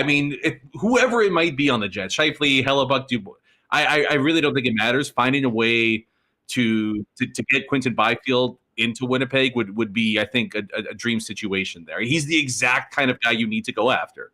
Somebody, funny enough, somebody that doesn't have a say in terms of denying a trade to come here to Winnipeg. It sounds rough, but that's exactly what you need to do. I think the Jets missed a little bit in terms of Marty Necas last year, a guy that was, on the cusp of breaking out and then did, and now he's an untouchable in Carolina. You don't want to necessarily, have the same thing happen here with Quinton Byfield. So I would have especially if it's Hellebuck. If you're trading Connor Hellebuck, you're kind of signaling that you're not going to be competitive this upcoming season at the very least. So the Peterson cap hit and contract doesn't really hinder you all that much. If that's what it takes to get Byfield in here, then sign me up all day, every day. But we'll see how willing LA is going to be able to go down that road. Because, watching him in the playoffs, he's still got some growing to do, but he's close. Like, he's really, really close to figuring it out. And if I'm Winnipeg, let's be a year early in on this, as opposed to potentially seeing him skyrocket this upcoming season and then being absolutely nowhere near anybody's radar in terms of a trade target. Yeah, listen, that's where I'd be thinking about asking. That's the sort of player. Obviously, there'd be some pushback from LA. He was 2nd overall pick in the draft, but they're close right now. They feel they're close, and the one thing they know what they're getting in Connor Hellebuck, who's about as proven a product in the NHL. Hey, just before we go, real quick, who's going to be playing for the Cup in 2 weeks? Let's go Vegas, Carolina. I'm with you on that too. Yeah. I'm not really. I think honestly, I think it's 2 coin flip series, so I could see it going either way. But let's go Vegas, Carolina. Yeah, we were just looking at the odds. It's the favorite to win the Cups plus 230, the longest shots plus 310. It just goes to show how interesting these series should be. You, my friend, have a great long weekend. Thanks for doing this. Beauty. Yeah, have a good one too. We'll talk next week. Right on. There is our guy, Brandon Rewucki. All right, we're going to head out to the track in just a second.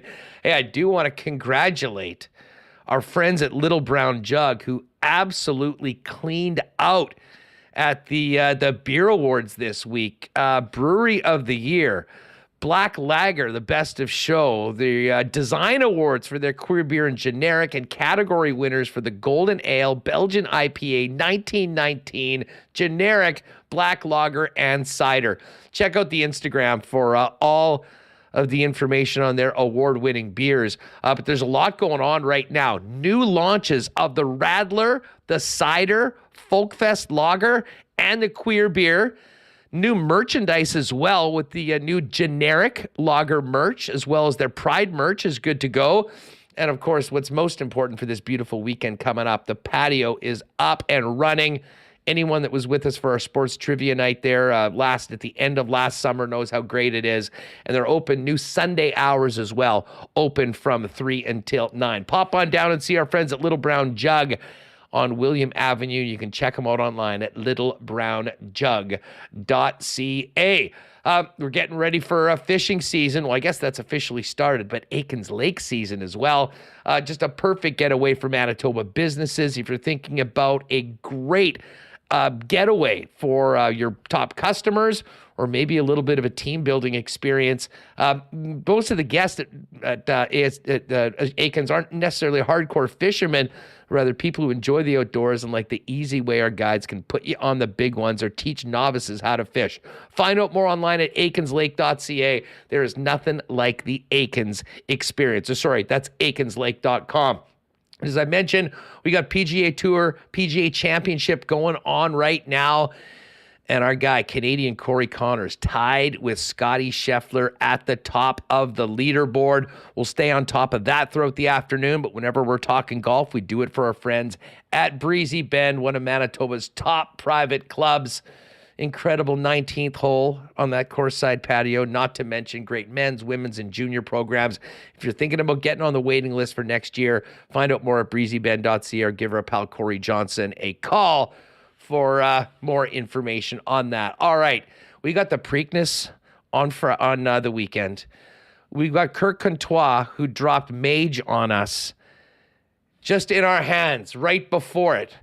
He will be back tomorrow, but the big show here in the Peg gets going on Monday, and that, of course, is the first day of the live racing season. What a way to finish up May long weekend. And by the way, did I tell you it's looking to be 31 degrees and sunny? Let's get ready for the season with our guy, Darren Dunn, the CEO of Assiniboia Downs Double D. It's great to have you back on the program. And man, I'm excited to get out to the track. How are things?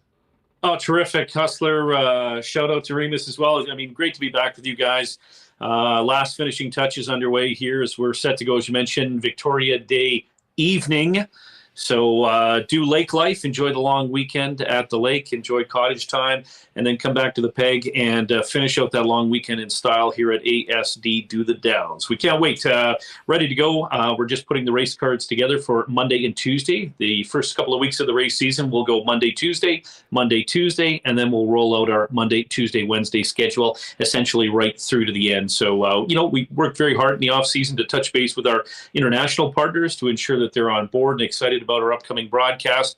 Our return to ASD Live, as you mentioned, Kirk Comtois, Stretch, who jumps in with some tremendous handicapping skills, 6:45 every day before live racing. So if you just want to tune in and get the best of handicapping on that live card, you cannot get better information than from those guys. So it's time to race, time to horse around again here at Assiniboia. Come on. And it's great to have you guys back on board with us. And of course, we've been dealing with each other for a long time. And I'll always remember our conversations kind of when we were getting going in 2021 and even last year in 2022, we were still dealing with the pandemic. And it was fascinating to see how you and your staff were able to kind of manage all of the barriers to really, in a lot of ways, revolutionize where this track is right now on the scope. Part of it was the schedule, but there were so many things happening behind the scenes that you guys had to navigate.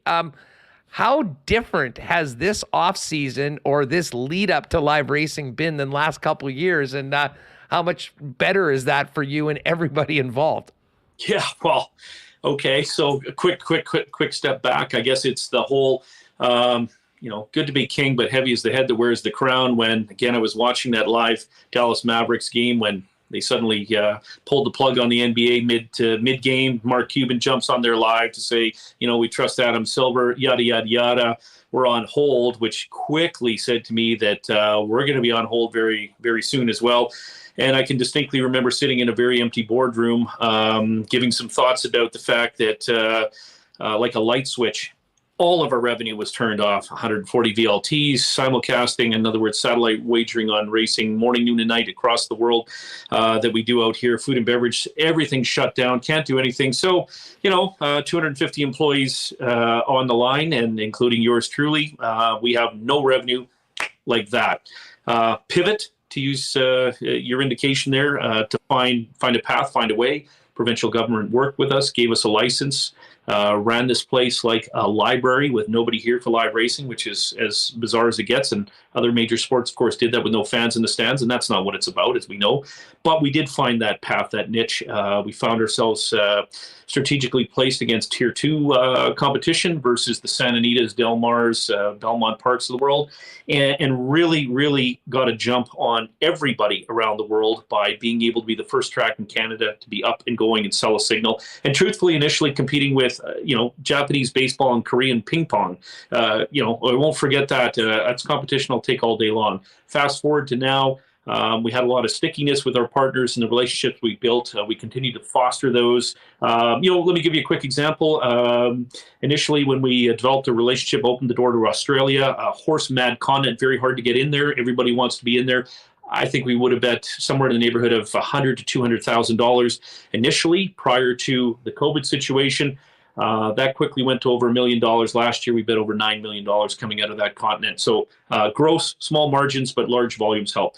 So going into your question, it's never stress-free to open a town as we do out here for 6 months. And the amount of people, it's like an ant farm out here right now with contractors, employees, equipment coming in, et cetera. But we're used to that. We set it up, we bring it in, pump a lot of money into Manitoba.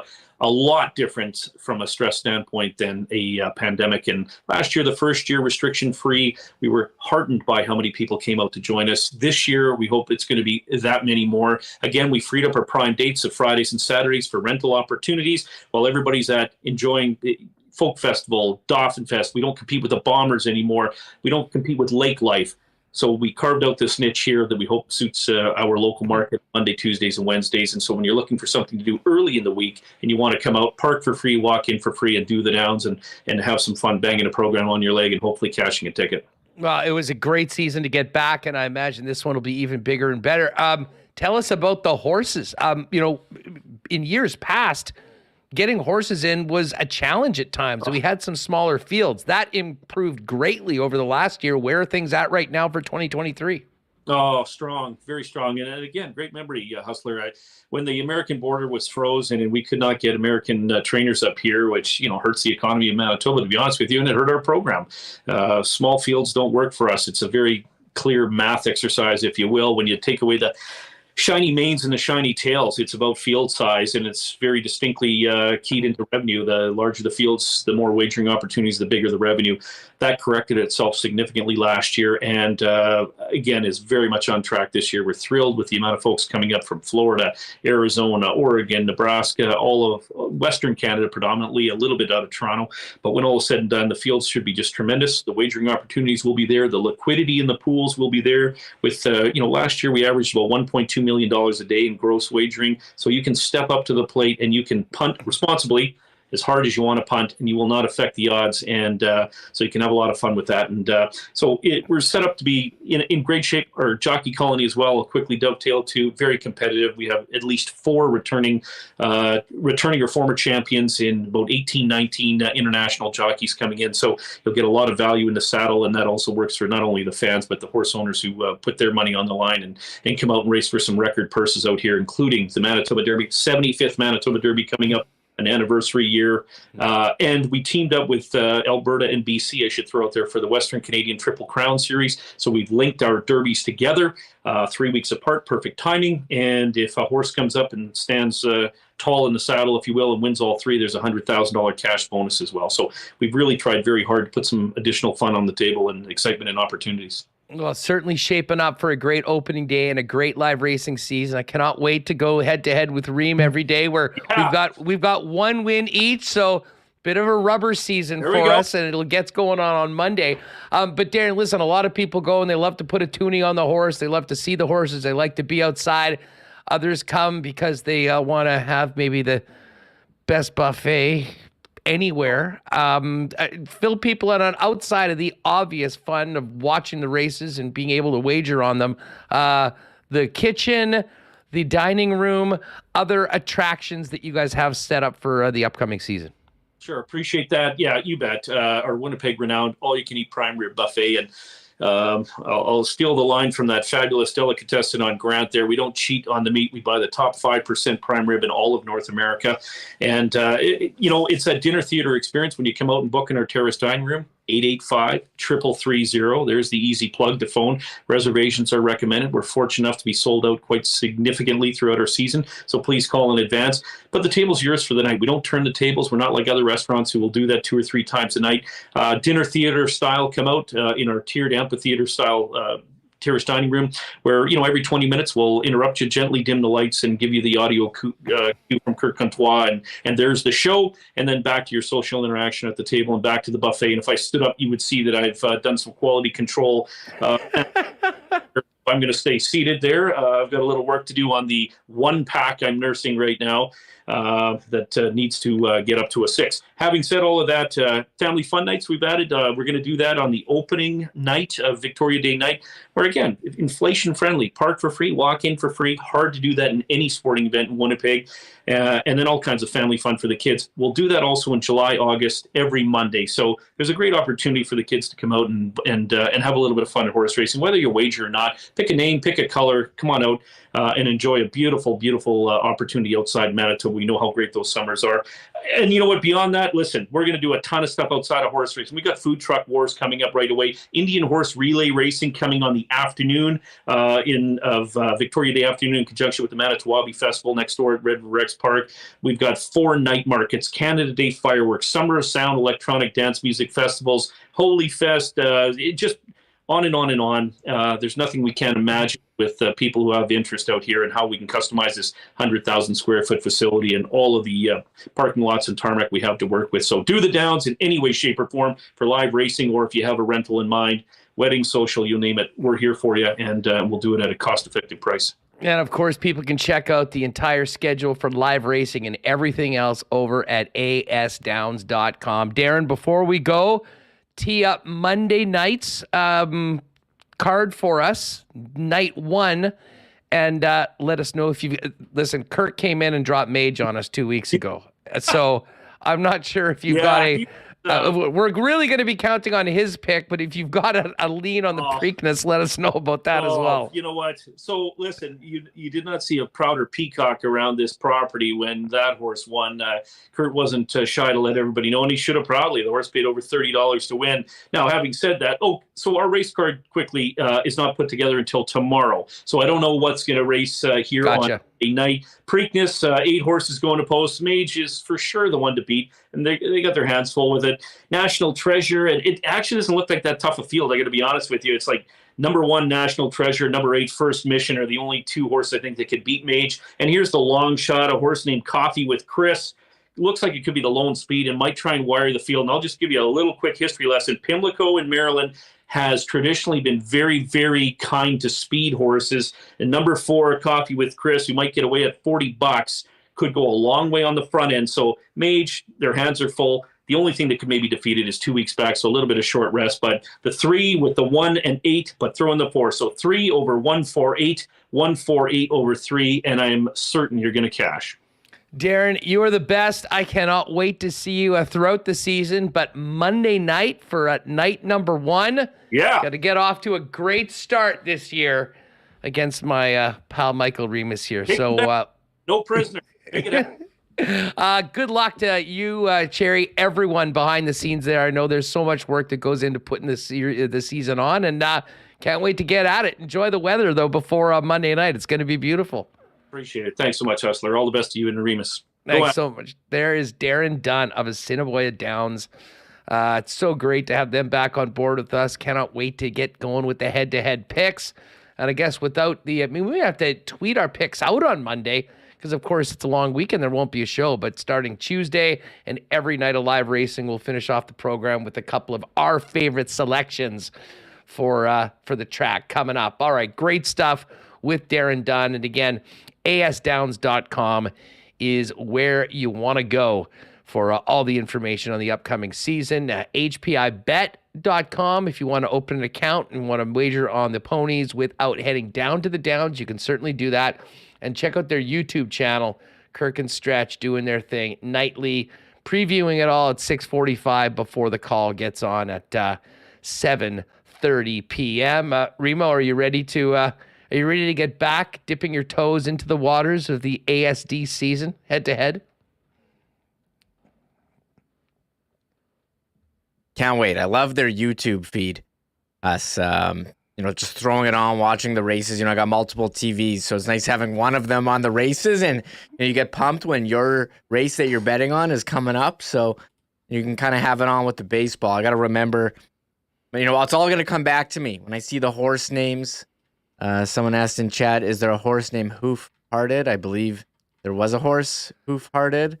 And Darren Dunn called the race. Yeah. It's too bad I didn't see that beforehand, although at some point we'll get Darren Dunn in. I mean, that is one of the all-time hilarious horse racing calls, like, in the history of the sport.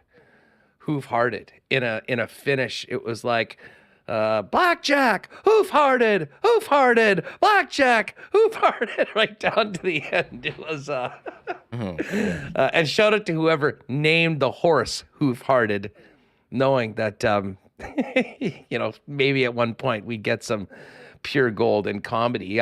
Hey, let's do a quick wind out question of the day for everyone that's here right now. Who you got playing in the Cup final? I asked Rewucki this. He is with Vegas and Carolina. I am sort of leaning Vegas and Carolina. Remis, what about you?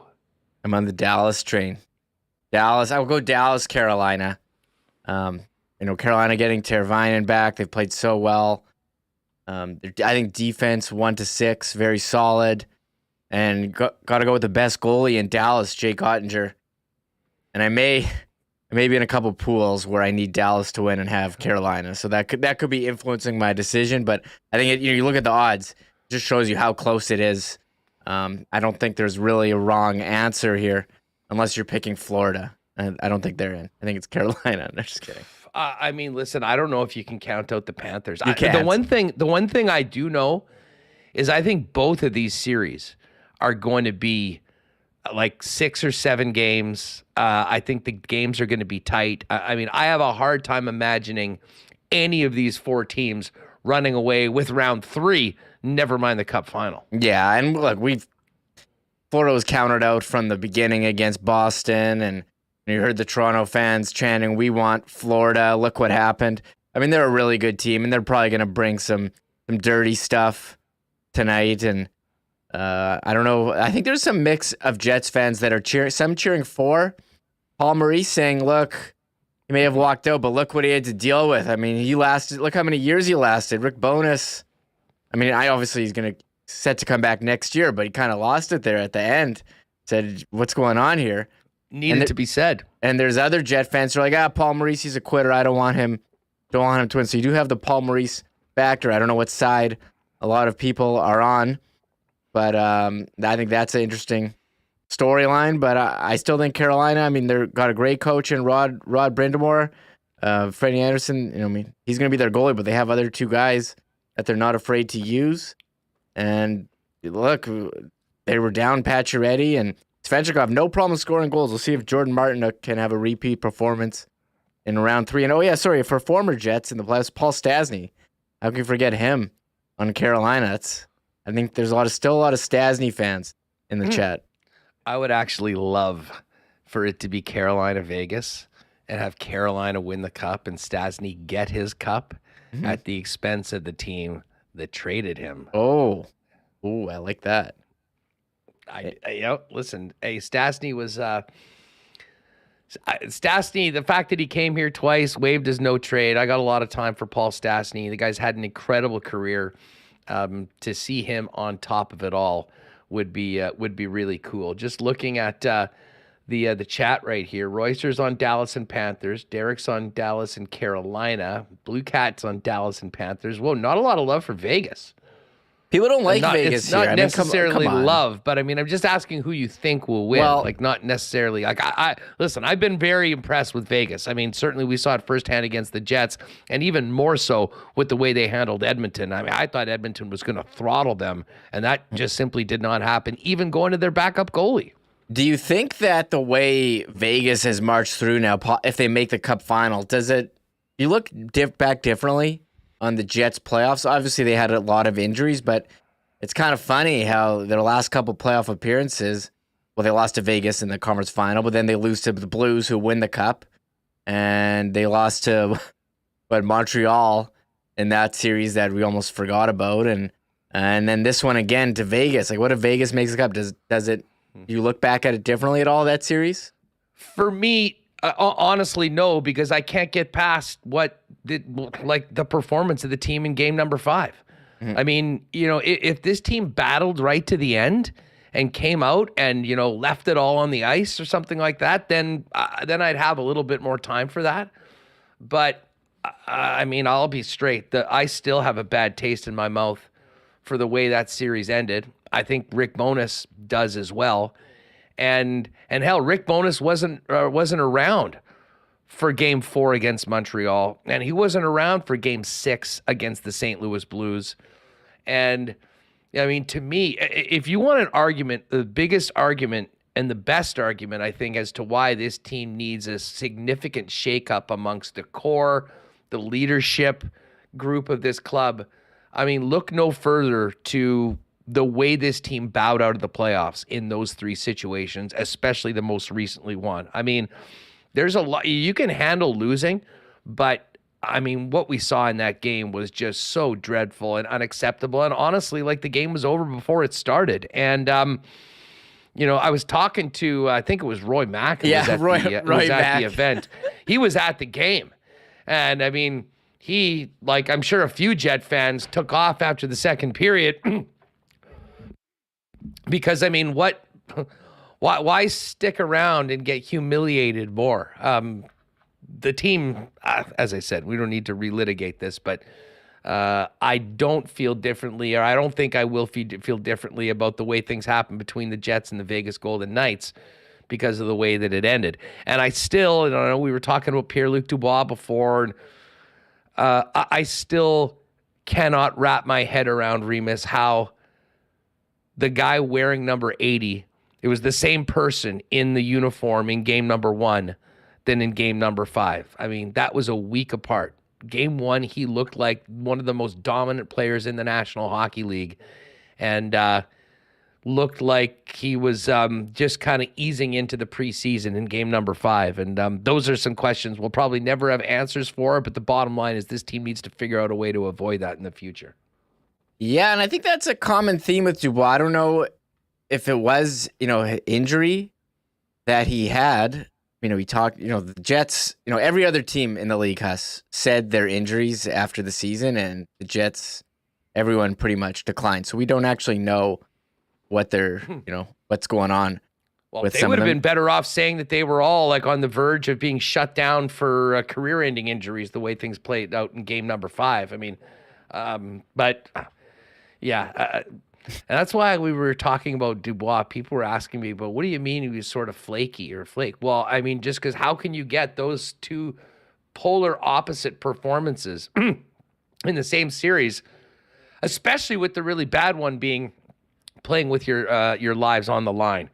Speaking of lives on the line, that's tomorrow night for the Winnipeg Ice, taking on the Seattle Thunderbirds. That game will be on TSN. If you missed the broadcast the last couple days, familiar faces and voices in Dan Robertson and Kevin Sawyer doing the game. That will be on, and fingers crossed they'll be able to get this series back to Winnipeg for playoff hockey on Sunday, and maybe even a Game 7 on Monday over at the downtown rink.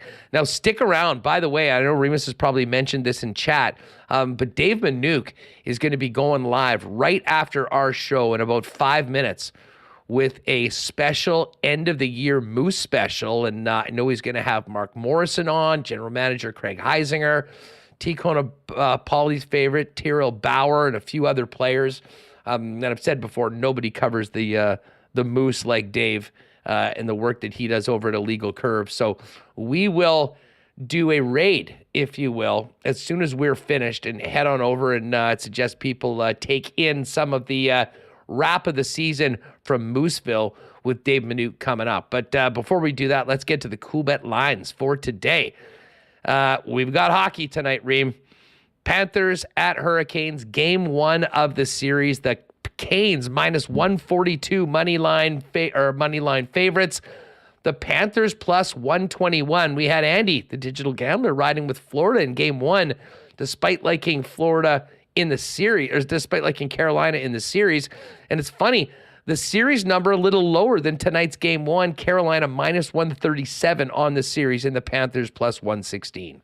Yeah, I'm not sure what to make of that, but Florida's coming in on this big road winning streak. I think 6 in a row. And road teams have, won. We've seen in this playoffs. It hasn't really mattered, home versus road. I don't know. I guess maybe just keep taking the underdogs if you want value. I don't know if there's value in the favorites just based on how close these series are. So I want Carolina, but I find it that's a big number for a favorite for what we think should be a 7-game series. Do we think these both are going 7?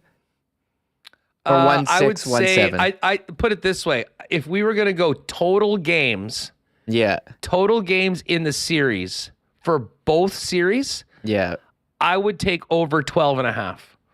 Like, I think we'll have at least one go to 7 and one go at least 6. Okay, I would 13 or 14 games. It actually would have been. I should have asked the Coolbet guys to. That's throw a good that one. up. I mean, that's tough though, because one has to go 7 and the other has to go at least 6. So not a lot of margin for error. No, and the actual line on that probably would maybe be 11 or 10. Probably be 11.5, I think. Because listen, these series are both very close.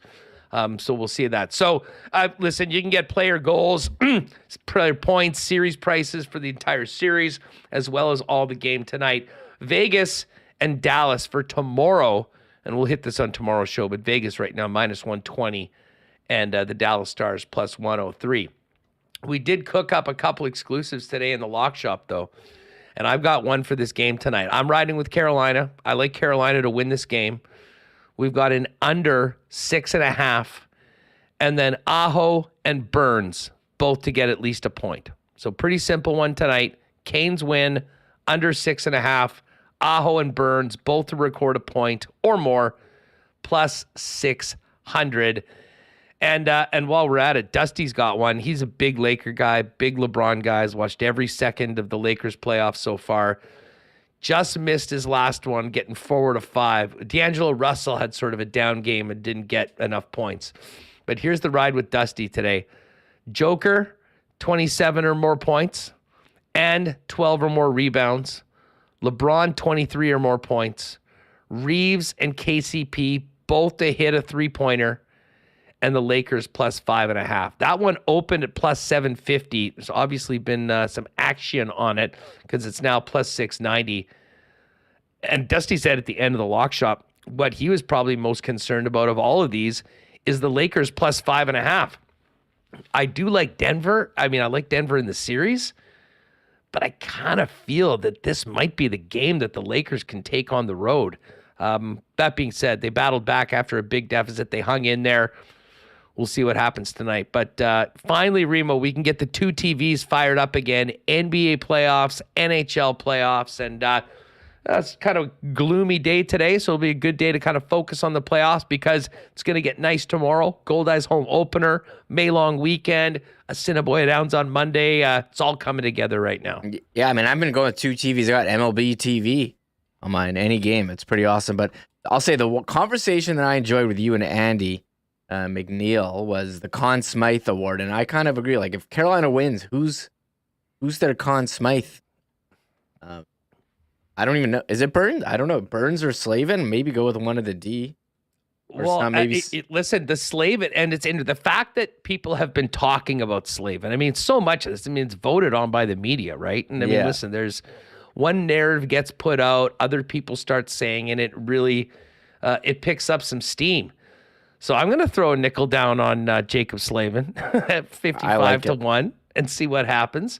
The other guy, I mean, if you do like Dallas, Rupee Hintz at 10 to 1 is pretty good. Even with Jake Ottinger at 9 to 1, I mean, Rupee Hintz to me has been the guy for them. And as great as Pavelski was in that second series, he missed the entire first series when Rupee Hintz was leading the entire playoffs in scoring. So couple of those guys right now. And I guess if you do like Vegas, Jack Eichel would be that guy. He had 9 points in the Edmonton series right now.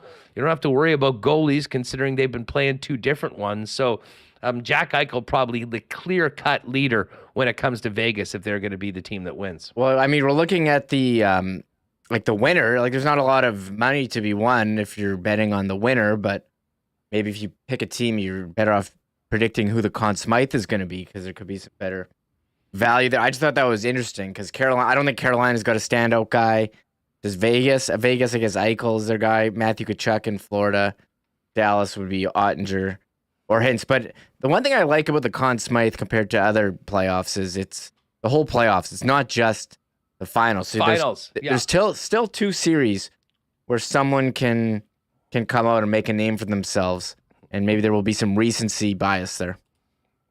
Hey, just before we go, Bryson DeChambeau leading the PGA Championship. Oh my God, Pete Gregory's not going to be happy. He had a nice little bet on Bryson to miss the cut.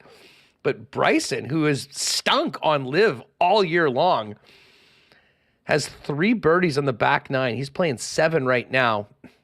And was 34, had 3 birdies, 2 bogeys on the front.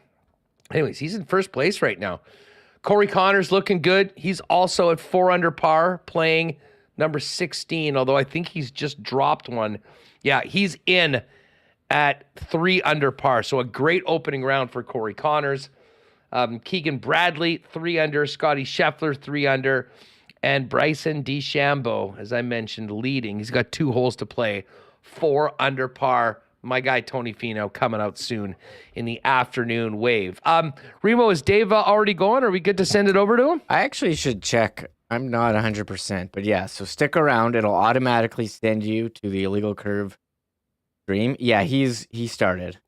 Perfect. All right, gang. Well, anyways, listen, thanks to everyone that's with us today. If you're with us live on YouTube, don't go anywhere. We're going to send it over to the Illegal Curve page as Dave Minuk wraps up a Moose season with all of some great guests, including the coach, GM, some of the players, and a wrap on Moose season right now. Thanks to all the sponsors that made Winnipeg Sports Talk happen today.